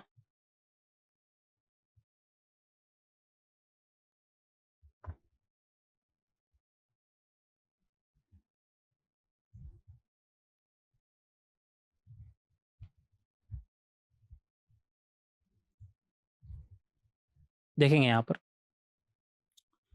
क्या कॉस स्क्वायर थीटा नंबर 2 के बारे में बात करेंगे, ये 1 था ना, 2। Cos square theta equal to cos square alpha का ही कहानी है। हाँ यहाँ से हम बोल सकते हैं cos theta equal to cos alpha and cos theta equal to क्या आएगा हमारा, minus cos alpha. Cos theta equal to cos alpha का हमें पता है क्या होता है, theta general solution 2n pi plus minus alpha. Cos theta equal to minus cos alpha, क्या इसे हम ऐसे लिख सकते हैं, ऑड मल्टीपल ऑफ पाई ऐसे करिए, पाई माइनस अल्फा लिख सकते हैं। हाँ, और cos theta equal to cos alpha अगर होता है तो वहां पे थीटा हम क्या बोलते हैं, 2n pi plus minus alpha की जगह पे क्या है, पाई माइनस अल्फा है। तो ऐसे लिख सकते हैं, हाँ लिख सकते हैं, कोई दिक्कत नहीं। सिर्फ एक बात का ध्यान रखना है कि ये जो अंदर में है वो हमारा प्रिंसिपल एंगल हो। और कॉस के केस में क्या होता है हमारा, जीरो से पाई, तो पाई माइनस अल्फा, अल्फा अगर हमारा जीरो से पाई है तो क्या पाई माइनस अल्फा भी हमारा जीरो से पाई नहीं आएगा, आएगा। तो ऐसे लिख सकते हैं, कोई दिक्कत नहीं। तो फाइनली अगर यहाँ पर हम थीटा का वैल्यू का बात करें तो हमारा क्या आया, 2n pi plus minus alpha, and इधर से क्या आया हमारा, थीटा इक्वल टू 2n पाई को कॉमन ले ले, क्या बनेगा हमारा, 2n pi 2n plus 1 times of पाई,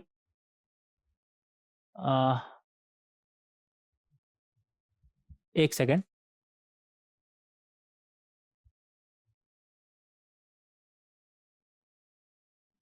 हाँ इधर ये फिर प्लस माइनस अल्फा, ठीक है कोई दिक्कत। अगर आप यहाँ पर देखें तो ये क्या है हमारा, इवन मल्टीपल ऑफ पाई, अगर दोनों को कंबाइनली लिखने की कोशिश करें तो ये क्या है हमारा, इवन मल्टीपल ऑफ पाई, और 2n plus minus one, plus one या माइनस वन जो भी बोलिए, 2n होता है हमारा इवन, तो 2n में एक जोड़ेंगे तो क्या होगा हमारा, ऑड। तो ये क्या है हमारा, odd multiple of pi plus minus alpha, और ये क्या है हमारा, even multiple of pi plus minus alpha. आखिरकार हमारा multiple of pi plus minus alpha ही है ना। हाँ, तो डायरेक्ट क्या हम इसे n pi plus minus alpha नहीं लिख सकते हैं, लिख सकते हैं, कोई दिक्कत ऐसा करने पर, कोई दिक्कत नहीं, लिख सकते हैं, लिख सकते हैं, कोई दिक्कत नहीं। तो हम sine square equal to sine square alpha में भी देखें, ये हमारा क्या आया था, n pi plus minus alpha, theta का जनरल सॉल्यूशन, और cos square theta equal to cos square alpha में भी देखें कि थीटा का जनरल सॉल्यूशन हमारा क्या आया, n pi plus minus alpha. कोई एग्जांपल के थ्रू समझे क्या, अगर मान लेते हैं cos square theta equal to, यहाँ पर हाफ मानते हैं, तो अगर हम इसे हाफ माने तो इसे हम लिख सकते हैं क्या, 1/√2 का स्क्वायर या फिर -1/√2 का स्क्वायर। बोले तो यहाँ से कॉस थीटा हमारा क्या आ जाएगा, 1/√2 या फिर -1/√2। 1/√2 अगर हम बात करें तो 1/√2 आएगा हमारा फर्स्ट क्वाड्रेंट में,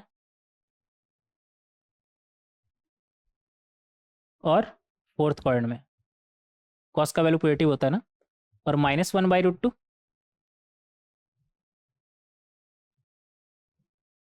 कहाँ पर आता है हमारा, सेकंड क्वाड्रेंट और थर्ड क्वाड्रेंट में।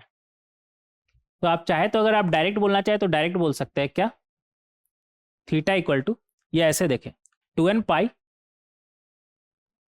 प्लस माइनस ये कितना है हमारा, पाई/4 है ना, ये कितना है हमारा, पाई/4, ये कितना है, पाई/4, ये कितना है, पाई/4।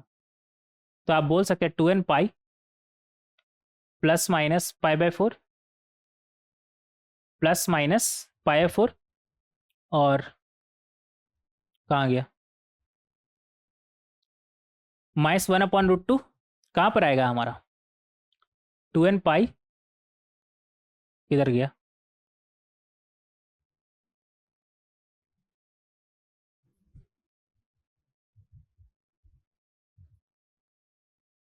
हाँ 2n pi plus minus alpha, ये किससे आया, ऐसा करिए ना आप, अलग को अलग अलग दोनों को लिखिए। हालांकि आप डायरेक्ट समझ गए, n pi plus minus alpha ही होगा, बोले तो डायरेक्ट लिखना चाहे तो वो भी लिख सकते हैं, theta equal to n pi plus minus 1/√2 कहाँ पर आता है, पहले इसे लिख लीजिएगा, कॉस स्क्वायर पाई/4। तो यहाँ से बोल सकते हैं थीटा इक्वल टू डायरेक्ट क्या, एन पाई प्लस माइनस पाई/4। लेकिन हम आपको समझाना चाह रहे हैं कि अगर आप इसे ब्रेक करके भी देखते हैं तो कोई दिक्कत नहीं है। बोले तो कॉस थीटा इक्वल टू 1/√2, तो यहाँ से क्या मिलेगा आपको, कॉस पाई/4, और कॉस थीटा इक्वल टू -1/√2, तो यहाँ से आपको क्या मिलेगा, कॉस पाई माइनस पाई/4। तो यहाँ से आ जाएगा आपका 2n pi plus minus pi by four, और यहाँ से theta equal to 2n pi plus minus pi minus pi by four. इन दोनों को कंबाइनली आप क्या बोल सकते हैं, यही बोल सकते हैं, यही चीज़ है, एक ही बात है। तो आप जैसे चाहे वैसे सोच सकते हैं। हालांकि डायरेक्ट आपको बता दिए, डायरेक्ट आप सोचे तो ज़्यादा बेहतर है, क्यों अपना टाइम वेस्ट करना अलग से एनालिसिस करके। जब एक बार कंक्लूड कर दिए हम कि cos square theta equal to cos square alpha है, से theta equal to n pi plus minus alpha आ रहा है, तो अलग से आपको सोचने का जरूरत नहीं है। हालांकि आपको अलग से भी यहाँ पर दिखाए हैं कि कैसे आप सोच सकते हैं। सिमिलरली टेन के बारे में अगर बात करें तो कोई दिक्कत नहीं, करना ही पड़ेगा ना, क्योंकि ये भी हमारा क्या है, इन सभी का भाई है। तो इसे भी देख लेते हैं एक बार। Tan square theta equal to tan square alpha, तो यहाँ से टेन थीटा इक्वल टू क्या आ जाएगा हमारा, tan alpha, and tan theta equal to minus tan alpha, जो कि हमारा टेन ऑफ माइनस अल्फा ही होता है। तो यहाँ से theta equal to n pi plus alpha आता है, हमें मालूम है। यहाँ से theta equal to n pi plus अंदर क्या है, माइनस अल्फा ना, तो हमारा क्या बनेगा, एन पाई माइनस 12 आएगा तो माइनस अल्फा। तो n pi plus alpha, n pi minus alpha, combinedly हम क्या बोल सकते हैं, theta equal to n pi plus minus alpha.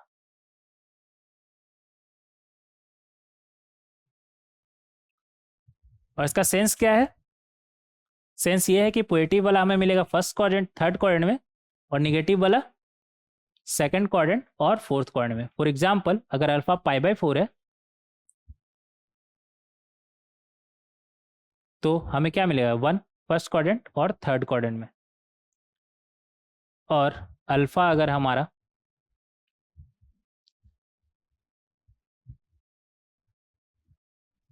Alpha अगर पाई 4 है तो टेन स्क्वायर पाई 4 1 फर्स्ट और थर्ड क्वाड्रेंट में, स्क्वायर है ना, तो -1 हमें कहाँ मिलेगा, सेकंड क्वाड्रेंट और फोर्थ क्वाड्रेंट में। इस तरीके से आप समझ सकते हैं, कोई दिक्कत नहीं। कुछ क्वेश्चन करेंगे तो बात समझ में आएगा। देखेंगे यहाँ पर क्वेश्चन से पहले अभी तक जो कुछ भी पढ़े वो एक साथ देख ले क्या, एक क्वेश्चन देख लेते हैं फिर देखेंगे, ठीक है।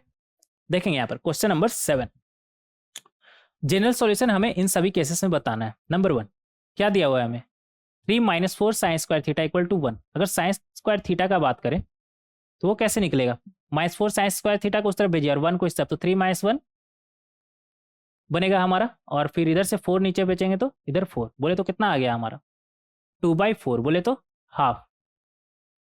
क्या इसे हम 1/√2 का स्क्वायर नहीं लिख सकते हैं, क्या बनेगा हमारा, साइन स्क्वायर पाई/4। तो यहाँ से फाइनली क्या आया हमारा, sine square theta equal to sine square pi by four. तो थीटा हमारा क्या आ जाएगा, आपको पता है क्या बनेगा, एन पाई प्लस माइनस पाई/4, बिना सोचे। और अगर आप एंगल देखना चाहे तो 1/√2, तो फर्स्ट क्वाड्रेंट और सेकंड क्वाड्रेंट में आ जाएगा हमारा, और -1/√2 थर्ड क्वाड्रेंट और फोर्थ क्वाड्रेंट में आ जाएगा हमारा।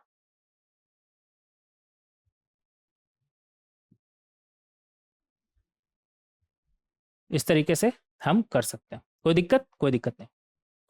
सेकंड नंबर देखेंगे, ये आ गया हमारा general solution of sine square theta equal to sine square pi by four का।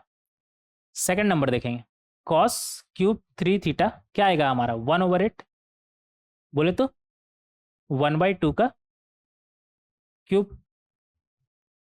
तो यहां से क्या बोलिएगा आप, theta equal to n pi plus minus ये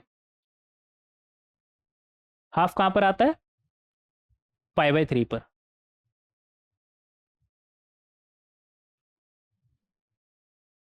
जबकि ये गलत है।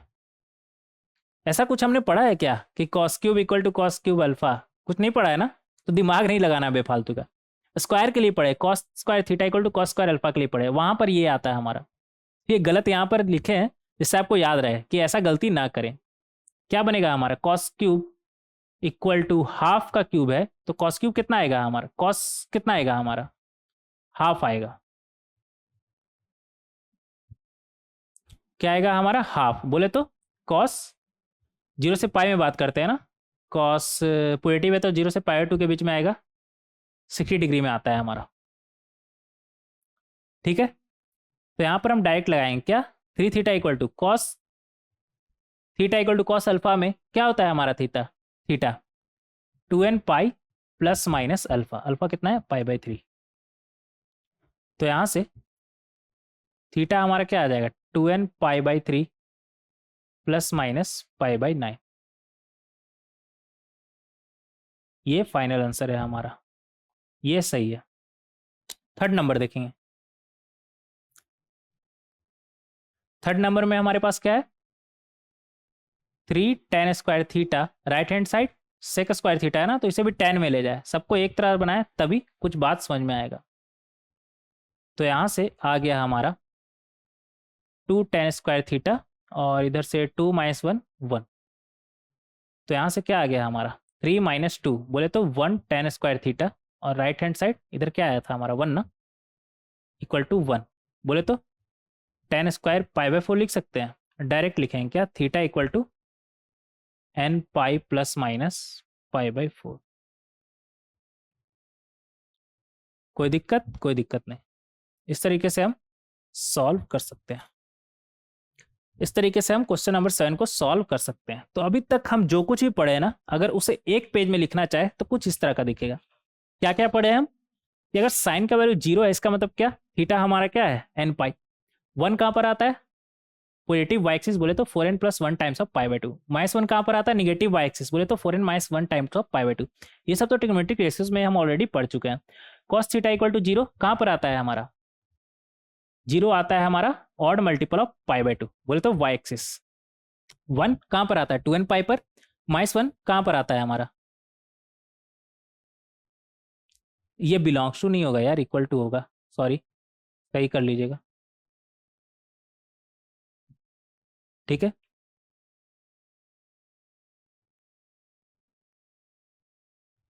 और कहीं पर ऐसा गलती है क्या ना,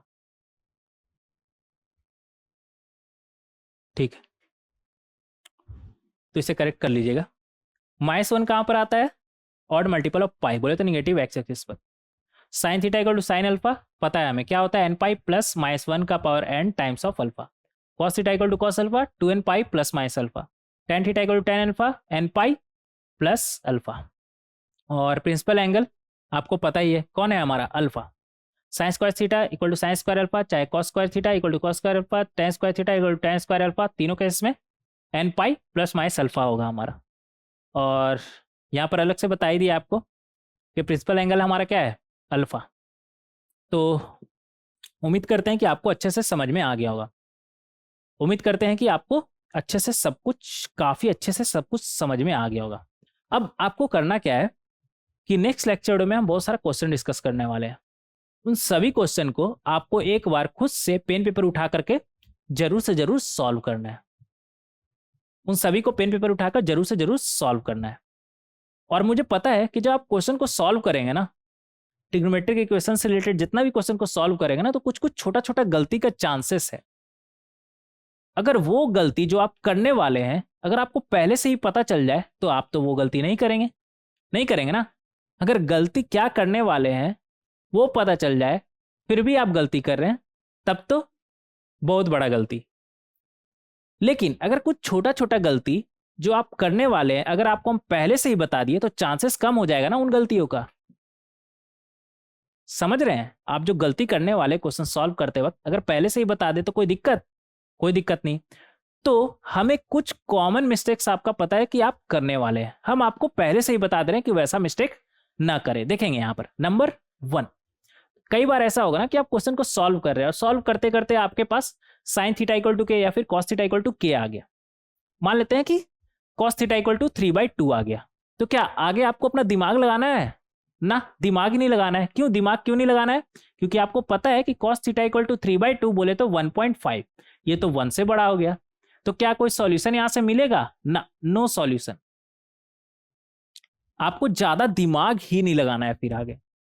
ऐसा नहीं कि फिर आगे आप अपना दिमाग लगा रहे हैं कि अब क्या करें, वो क्या 2n pi plus minus alpha करे, ऐसा कुछ भी नहीं करना है। क्योंकि आपको पता है ना cos का वैल्यू 1 से बड़ा कैसे हो सकता है, ये हो ही नहीं सकता है। तो कभी भी साइन थीटा इक्वल टू के या फिर cos थीटा इक्वल टू के टाइप बने तो आप देख लीजिए कि जो के है आपका वो रेंज में तो है, मतलब cos या साइन का रेंज क्या होता है हमारा -1 से 1, तो ये तो देख लीजिए ना कि वो रेंज में है कि नहीं।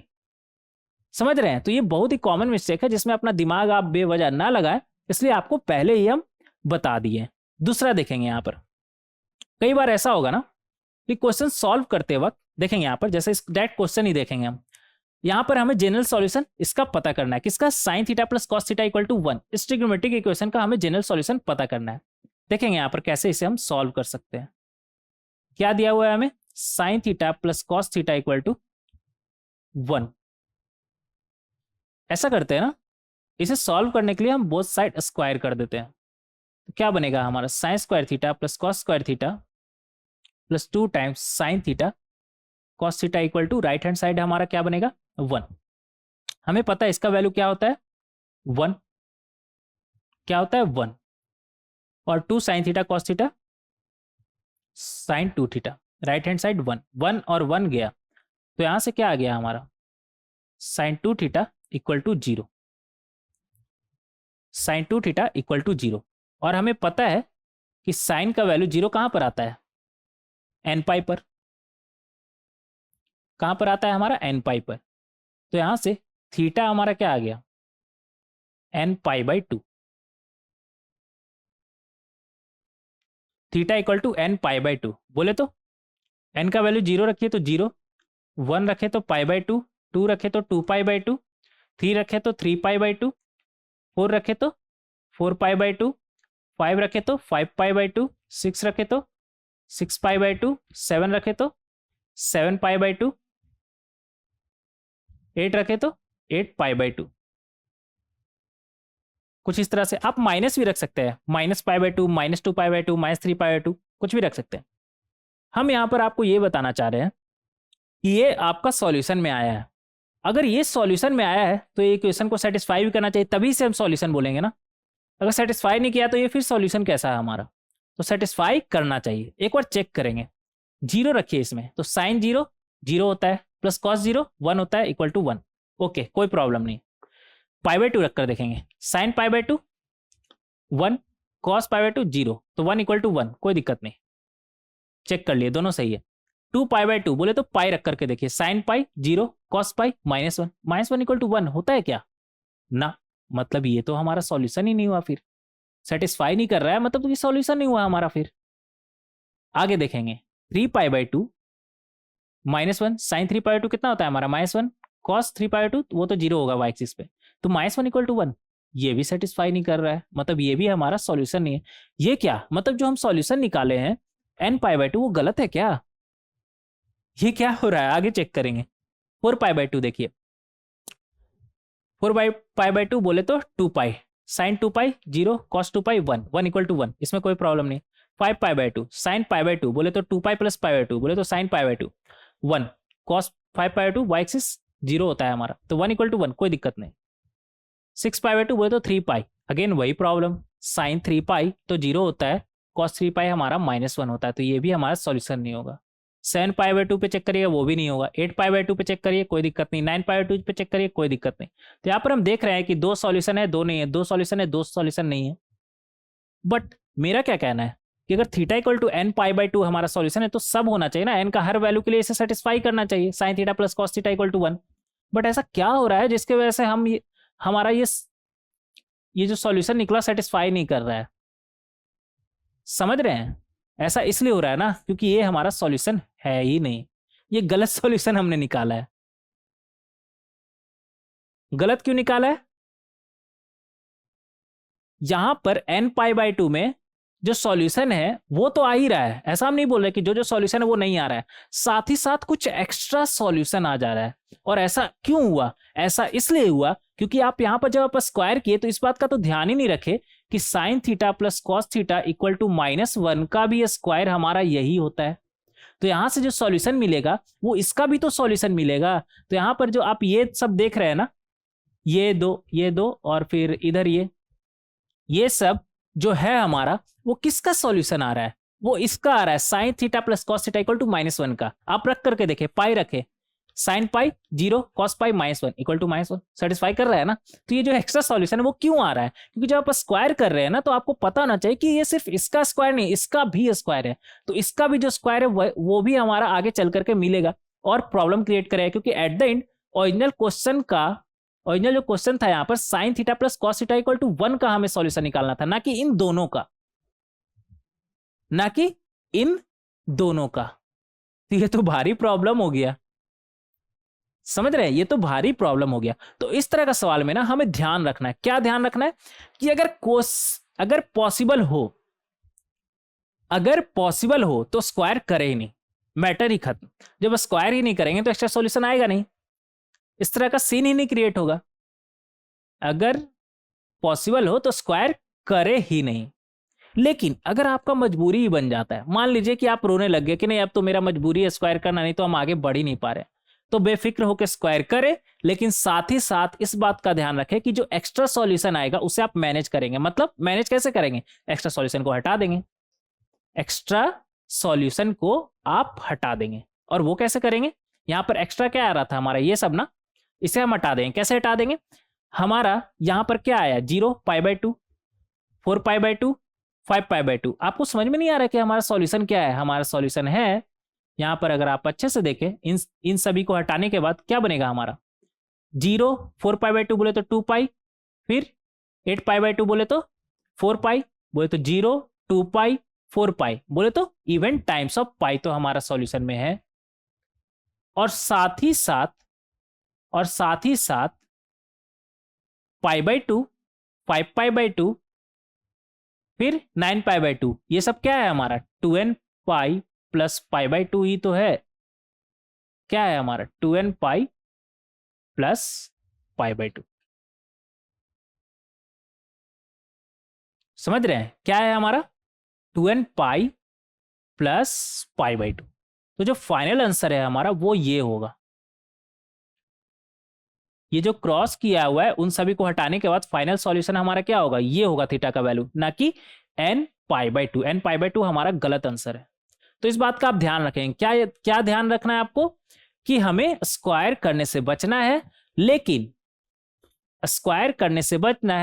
लेकिन अगर जरूरत पड़ा ही स्क्वायर करने का, हम आगे बढ़ ही नहीं पा रहे क्वेश्चन में, तो स्क्वायर करिए बेफिक्र होके, लेकिन साथ ही साथ आपके पास जो एक्स्ट्रा सॉल्यूशन आएगा उसे रिजेक्ट करेंगे। जैसे कि यहां पर हम लोग 2 π/2, 3 π/2 ये सबको रिजेक्ट कर दिए हैं। तो आपको क्या ध्यान रखना है, avoid squaring the equation if possible because it may lead to some extra solution. तो इस बात का आपको ध्यान रखना है, लेकिन मजबूरी है तो करिए, लेकिन ध्यान रखिए कि लास्ट में उसे फिर हम जो एक्स्ट्रा हमारे पास आ रहा है उसे हटा देंगे। और ये बहुत ही कॉमन मिस्टेक है, इसलिए हम आपको पहले ही बता दिए। आगे बढ़ेंगे, थर्ड नंबर देखेंगे। थर्ड नंबर इसे भी समझेंगे क्वेश्चन के थ्रू। यहां पर हमें जनरल सॉल्यूशन इसका निकालना है। तो कई बार हमारा आदत होता है ना, क्या लिखा हुआ है हमारा, देखेंगे यहां पर sine theta sine square theta plus 2 sine theta plus 3 equal to 2 sine theta. हमें इसे सॉल्व करना है। साइन थीटा से साइन थीटा गया तो बचा क्या हमारे पास, यहां से बचा sine square theta plus 2 sine theta plus 3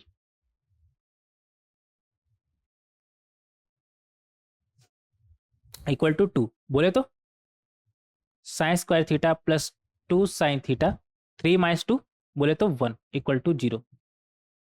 बोले तो साइन थीटा प्लस 1 का होल स्क्वायर इक्वल टू 0। बोले तो दिस 1 इक्वल टू 0। बोले तो साइन थीटा इक्वल टू -1।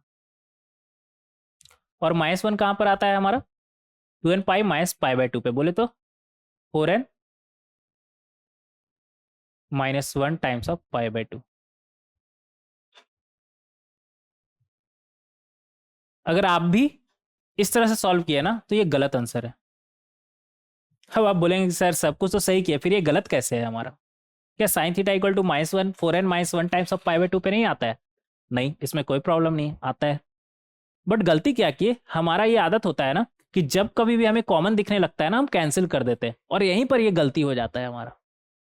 ये कॉमन दिखा आप कैंसिल कैसे कर दिए? क्योंकि एट द एंड ये कैंसिल नाम का कुछ चीज होता है क्या? हम क्या करते हैं, बेसिक मैथ्स जो 5th और 6th क्लास में आप पढ़े होंगे, याद है आपको? क्या करते हैं एक्चुअल में, हम बोथ साइड से डिवाइड करते हैं। क्या करते हैं हम? बोथ साइड से डिवाइड करते हैं। ये कैंसिल नाम का कोई चीज होता नहीं है, एक्चुअल में हम बोथ साइड से डिवाइड करते हैं। और डिवाइड हम बोथ साइड से कर रहे हैं, तो ये तो कंफर्म हो जाए ना कि कहीं वो जीरो तो नहीं है। तो यहाँ पर लिखेंगे कि जो आप कैंसिल किए हैं ना, एक्चुअल में डिवाइड किए हैं, तो यहाँ पर आप लिखेंगे if sine theta it not equal to zero. यहाँ पर लिखिएगा if sine theta is not equal to zero, तब के लिए ये बात हो रहा है, क्योंकि साइन थीटा से आप बोथ साइड डिवाइड किए हैं। लेकिन अगर साइन थीटा जीरो हुआ तो if sine theta equal to zero, तो लेफ्ट हैंड साइड भी जीरो, राइट हैंड साइड भी जीरो, तो sine theta equal to zero भी तो इस इक्वेशन को सेटिस्फाई कर रहा है। तो क्या उसका सॉल्यूशन नहीं लिखेंगे? यहां से हम बोल सकते हैं थीटा इक्वल टू एन पाई। तो हमारा सिर्फ ये वाला सॉल्यूशन नहीं है, ये यहाँ पर गलत लिखना गलत होगा, क्योंकि ये सॉल्यूशन तो है लेकिन आधा आधा हमारा एन पाई इसमें छूट गया। समझ रहे? तो ये जो आदत है ना आपको कैंसिल करने का, या तो आप अपना आदत बनाए रखें, लेकिन साथ ही साथ ध्यान रखें कि जिसे आप कैंसिल किए हैं उसे एक बार चेक कर लीजिए, क्या वो सेटिस्फाई कर रहा है। जैसे यहां पर sine theta equal to zero तो हमारा सेटिस्फाई कर रहा है, समझ रहे? तो जिसे आप कैंसिल कर रहे हैं एक बार आप देख लीजिए कहीं वो जो आप कैंसिल कर रहे हैं वो जीरो तो नहीं, इस तरह का तो नहीं है, हमारा सेटिस्फाई तो नहीं कर रहा है sine theta equal to zero. नहीं तो दूसरा मेरा बात मानिए कि आप कभी भी कैंसिल नहीं करिएगा, तो आप क्या करिएगा, क्या था ओरिजिनल इक्वेशन हमारा, लिखेंगे यहां पर मेथड नंबर 2। क्या था हमारा, sine theta sine square theta plus 2 sine theta plus 3 equal to 2 sine theta. सबको एक तरफ लाएंगे तो ये क्या बनेगा हमारा, साइन थीटा, यहां पर क्या है sign square theta plus 2 sine theta plus 3, और इसे भी हम उस तरफ ले जाएंगे और साइन कॉमन ले लेंगे तो ये -2 इक्वल टू 0। तो यहां से हमें क्या मिला, sign theta sine square theta plus 2 sine theta और 3 - 2 1 इक्वल टू 0। तो यहां से आ जाएगा हमारा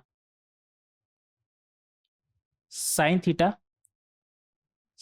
थीटा प्लस 1 का होल स्क्वायर इक्वल टू 0। बोले तो यहां से दो पॉसिबिलिटी है, या तो साइन थीटा इक्वल टू 0 और दूसरा sine theta plus 1 equal to 0। अगर साइन थीटा 0 हुआ तो यहां से थीटा हमारा क्या आ जाएगा एन पाई, और sine theta plus 1 equal to 0 हुआ तो यहां से साइन थीटा हमारा क्या आ जाएगा -1। बोले तो theta equal to 4n - 1 times of π/2। और इन दोनों को अगर हम कंसिडर करें, इसे भी और इसे भी, तो फाइनल थीटा तो हमारा ये होगा ना, ये दोनों होगा। बोले तो n pi and 4n - 1 times of π/2। ये है हमारा फाइनल आंसर। तो आप दोनों तरह से आंसर तक पहुंच सकते हैं, दोनों तरह से पहुंच सकते हैं। या तो आप अपना पुराना आदत बनाए रखें और कैंसिल करें ही नहीं इस तरह से। बोले तो do not cancel the common variable factor from the two sides of the equation. क्यों ऐसा, क्यों? क्योंकि हो सकता है कि आप कैंसिल तो कर दिए और बाद में भूल गए, जिसकी वजह से आप कुछ सॉल्यूशन खोज सकते हैं, क्योंकि आपको याद नहीं रहा कि आप कैंसिल किए तो उसे भी संभालना था, तो कुछ सॉल्यूशन आपका लॉस हो सकता है। तो आप पे डिपेंड करता है आप कैसे इसको डील करते हैं। या तो जो आप कैंसिल कर रहे हैं तो उसे लास्ट तक ध्यान में रखें, या फिर कैंसिल करें ही नहीं। क्योंकि अगर आप कैंसिल कर रहे हैं तो लास्ट तक इसलिए आपको ध्यान रखना है, क्योंकि अगर आप भूल गए तो वो सॉल्यूशन, उससे जनरेट होने वाला सॉल्यूशन आपका गया। समझ रहे हैं? तो इसका आप ध्यान रखेंगे, ये छोटा छोटा प्रिकॉशन आपको रखना है। आगे देखेंगे 10th नंबर क्वेश्चन है, 10th नंबर, लेकिन प्रिकॉशन नंबर 4। इसमें क्या ध्यान रखना है आपको, इसमें यह ध्यान रखना है आपको कि अगर मान लेते हैं, जैसे इस क्वेश्चन को देखेंगे, यहां पर आपको जनरल सॉल्यूशन निकालना है। यहां पर क्या निकालना है आपको, जनरल सॉल्यूशन। क्या दिया हुआ है, sine 3 theta upon sine theta equal to 0। आपको पता है कि अगर sine 3 theta upon sine theta equal to 0 है तो न्यूमरेटर हमारा 0 होगा। बोले तो साइन 3 थीटा इक्वल टू 0। और हमें पता है कि साइन वैल्यू 0 कहां पर आता है, एन पाई पर। तो यहां से थीटा इक्वल टू क्या आ गया, एन पाई/3। बोले तो अगर एन का वैल्यू हम रखें, यहां पर रखिएगा 0, रखिएगा तो 0, 1 रखिएगा तो π/3। आप माइनस भी रख सकते हैं, कोई दिक्कत नहीं है। 2 रखिएगा तो 2 पाई बाई 3, 3 रखिएगा तो 3 पाई बाई 3, 4 रखिएगा तो 4 पाई बाई 3, 5 रखिएगा तो 5 पाई बाई 3, 6 रखिएगा तो 6 पाई बाई 3, 7 रखिएगा तो 7 पाई बाई 3, 8 रखिएगा तो 8 पाई बाई 3, 9 रखिएगा तो 9 पाई बाई 3, 10 रखिएगा तो 10 पाई बाई 3। यहां पर क्या वो चल रहा है, क्या बोलते हैं, काउंटिंग चल रहा है क्या, क्या हम आगे तक रखते ही जाए, dash dash dash dash dash dash dash, जितना बने आपको रखिए, कोई दिक्कत नहीं, कोई दिक्कत नहीं, इतना रख दिया उतना ही काफी है। मूड में थे इसलिए पूरा हम रखते चले गए। अब देखिए ये हमारा आया थीटा। अब देखिए अगर आप अच्छे से देखें तो नीचे में साइन थीटा था जिसका हमने तो केयर ही नहीं किया, और यहां पर क्या केयर करना था, हमें इस बात को ध्यान रखना होगा ना कि नीचे वाला ही कहीं तो उस थीटा के लिए जीरो ना हो रहा है। जीरो पे साइन जीरो कितना होता है हमारा, जीरो, ये तो प्रॉब्लम वाला बात हो गया। फिर सिमिलरली 3 पाई बाई 3 बोले तो पाई, पाई पे भी साइन वैल्यू हमारा जीरो होता है। सिमिलरली 6 पाई बाई 3 बोले तो 2 पाई, इस पे भी हमारा साइन वैल्यू जीरो होता है। तो इन सभी वैल्यू पे हमारा डेरिवेटिव ही जीरो हो रहा है, जो कि एक बहुत प्रॉब्लम वाला बात है। प्रॉब्लम वाला बात क्या है कि डेरिवेटिव हमारा जीरो नहीं होना चाहिए, तो कॉमन सेंस का बात है ना, डेरिवेटिव जीरो हुआ तो फिर प्रॉब्लम हो जाएगा फंक्शन को हमारा। तो इस बात का आप ध्यान रखेंगे। तो कैसे ध्यान रखेंगे, आप ऐसा करिए ना, आप बिंदास होकर के इसे सॉल्व करिए, कोई दिक्कत नहीं। लास्ट में जो एक बार सॉल्यूशन आया ना उसे वेरीफाई कर लिए कि उस थीटा के वजह से कहीं हमारा फंक्शन बोले तो ओरिजिनल इक्वेशन को कोई दिक्कत तो नहीं हो रहा है। जो ओरिजिनल इक्वेशन है हमारा क्या है, sine 3 theta upon sine theta equal to zero. इसे प्रॉब्लम किससे हो सकता है, सिर्फ डिनोमिनेटर अगर जीरो हुआ तब प्रॉब्लम हो सकता है। तो एक बार चेक कर लीजिए ना कि अगर थीटा का वैल्यू कुछ आया है तो अगर डिनोमिनेटर वगैरह है तो उसे कोई प्रॉब्लम तो नहीं है। यहां पर हम चेक कर लिए प्रॉब्लम है, किस किस से दिक्कत है इसे, डिनोमिनेटर को, कि ये जीरो होता है तब प्रॉब्लम होगा ना। तो ये देख लीजिए जीरो कब होगा, साइन थीटा हमारा जीरो कब होता है, एन पाई पर। तो जो हमारा आंसर आया उसमें से एन पाई आप हटा दीजिएगा। जो हमारा आंसर आया, आंसर कितना आया है हमारा, n pi by 3 such that n belongs to integer. इसमें से माइनस कर देंगे क्या, n pi, n pi by 3 में से माइनस कर देंगे एन पाई। मतलब इस सेट में, ये सेट है हमारा, ध्यान रखिएगा ये सेट है, ऐसा नहीं है कि एन पाई बाई 3 में से हम एन पाई माइनस कर रहे हैं, ये याद रखिएगा, सेट में से माइनस हो रहा है। मतलब यहां से जो भी एलिमेंट बनेगा, यहां से ये सब हमारा एलिमेंट बना, इन सभी में से हम कौन सा एलिमेंट माइनस कर देंगे, ये जीरो वाला, 3 पाई बाई 3 वाला, 6 पाई बाई 3। मतलब ये सब एलिमेंट माइनस करने का क्या मतलब है कि ये सब एलिमेंट इस सेट से हम हटा देंगे। तो जो फाइनल आंसर होगा हमारा वो क्या होगा, इस सेट में से ये सेट, अगर इसे सेट ए बोल दे तो set A minus set B. Set B में हमारा क्या है, एन पाई, बोले तो 0 पाई 2 पाई 3 पाई 4 पाई 5 पाई 6 पाई 7 पाई। तो जो हमारा फाइनल आंसर आया उसमें से हम एन पाई हटा देंगे, बोले तो 0 पाई 2 पाई 3 पाई 4 पाई 5 पाई 6 पाई, जो बोलना है एन पाई हम हटा देंगे। तो ये सब छोटा छोटा बात आपको ध्यान रखना है। तो उम्मीद करते हैं कि इन सभी बातों को आप ध्यान में रखेंगे। नंबर 1 कि अगर cos थीटा इक्वल टू के, साइन थीटा इक्वल टू के आया तो आप देख लीजिए के -1 से 1 के बीच में है कि नहीं। दूसरा, अगर स्क्वायर करने का जरूरत, हालांकि करिए ही नहीं, कोशिश करिए कि ना करना पड़े, लेकिन अगर मजबूरी हो जा रहा है तो करिए, लेकिन जो एक्स्ट्रा सॉल्यूशन आ रहा है उसे आप eight the and final reject कर दीजिएगा फाइनल सॉल्यूशन में से, ठीक है। तीसरा, अगर आपको कैंसिल करने का इस तरह से आदत है तो कैंसिल, अगर आप अपना आदत बनाए रखना चाहते हैं तो बनाए रखिए, लेकिन लास्ट में आप ध्यान रखिएगा और आगे चल करके इसे हटा लीजिएगा। जैसे साइन थीटा इक्वल टू 0 आप लास्ट तक ध्यान में रखिएगा, आप कैंसिल किए है ना तो लास्ट तक ध्यान में रखिए कि ये भी एक इसका सॉल्यूशन है, ठीक है।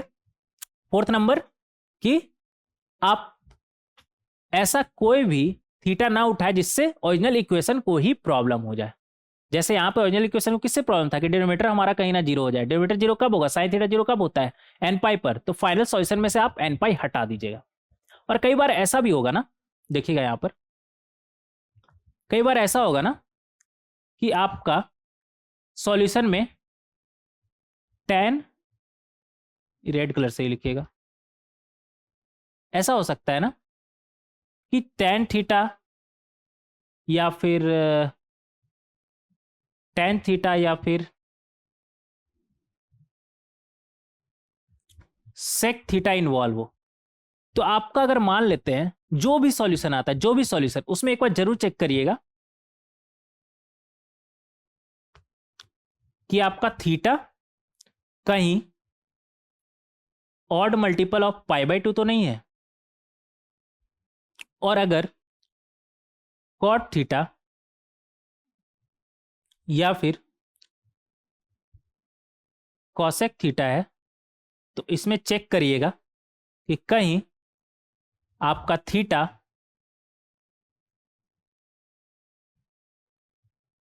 nπ तो नहीं है, क्योंकि यहां पर cot और cosec हमारा डिफाइंड नहीं होता है। यहां पर ऑड मल्टीपल ऑफ π/2 पर tan और sec हमारा डिफाइंड नहीं होता है। तो अगर ऐसा हो रहा है ना, क्वेश्चन सॉल्व करते वक्त थीटा आपका फाइनल आ रहा है जिसमें ऑड मल्टीपल ऑफ π/2 है, और साथ ही साथ ओरिजिनल इक्वेशन में tan और sec भी इन्वॉल्व है, तो फाइनल में से आप डिलीट कर दीजिएगा। डिलीट कर दीजिएगा मतलब हटा दीजिएगा, फाइनल थीटा में से ये थीटा हटा दीजिए, ऑड मल्टीपल ऑफ π/2 आप हटा दीजिए, क्योंकि ये जो है ना आपका ओरिजिनल इक्वेशन में अगर tan और sec इन्वॉल्व है तो उसे प्रॉब्लम क्रिएट करेगा, क्योंकि ये थीटा पे तो tan और sec डिफाइन ही नहीं है, तो आपका फाइनल सॉल्यूशन में कैसे आ सकता है। सिमिलरली अगर cot और cosec इन्वॉल्व है तो वहां पर थीटा आपका nπ आ ही नहीं सकता है, तो अगर सॉल्व करने के बाद आपका फाइनल थीटा में nπ आ रहा है तो उसे आप हटा दीजिएगा। तो हमें इस बात का ध्यान रखना है, क्या ध्यान रखना है, reject such values of theta which make any of the term undefined और इनफाइनाइट। समझ रहे हैं, अनडिफाइंड और इनफाइनाइट एकदम देसी भाषा में यहां पर लिखा हुआ है। इनफाइनाइट बोले तो आपको पता है, हालांकि इनफाइनाइट कोई नंबर नहीं है, क्या जम्पसन है। ऐसा नहीं कि 2n + 1 टाइम्स ऑफ π/2 पे tan हमारा इनफाइनाइट होता है, ऐसा नहीं है। ऐसा है कि ऑड मल्टीपल ऑफ π/2 पे हमारा इन्फिनिटी नहीं होता है। ऑड मल्टीपल ऑफ π/2 की तरफ अप्रोच करने से फंक्शन हमारा इन्फिनिटी की तरफ भागता है। इन्फिनिटी कोई नंबर नहीं है कि हमारा वैल्यू होगा उस पर इन्फिनिटी। इन्फिनिटी एक जम्पसन है। हम मान लिए कि ऑड मल्टीपल ऑफ π/2 तरफ बढ़ने पर नंबर बहुत आगे चला जाता है, वहां चला जाता है जिसके बारे में हम सोच नहीं सकते, और उस सोच नहीं सकते को हम इन्फिनिटी बोल देते हैं। तो इन्फिनिटी कोई नंबर नहीं है। ऐसा आप कभी नहीं बोलिएगा कि tan π/2 का वैल्यू हमारा इन्फिनिटी होता है, ऐसा आप कभी नहीं बोलिएगा, भूल करके भी गलती से नहीं बोलिएगा। सच्चाई क्या है कि π/2 पे tan हमारा डिफाइन ही नहीं है। जब डिफाइन ही नहीं है तो उस पर वैल्यू पर का हम बात ही नहीं कर सकते। जैसे फॉर एग्जांपल अगर मान लीजिए प्रिंटर जो है उसमें पेज डालिएगा तभी प्रिंट करेगा ना। अब अगर आप आके कोई बोलता है कि इसमें हम पत्ता डालते हैं, क्या प्रिंट होकर के निकलेगा? क्या रुमाल डालते हैं, प्रिंट होकर के निकलेगा? तो आप क्या करिएगा, खींच के 2 चाटाई लगाइएगा ना।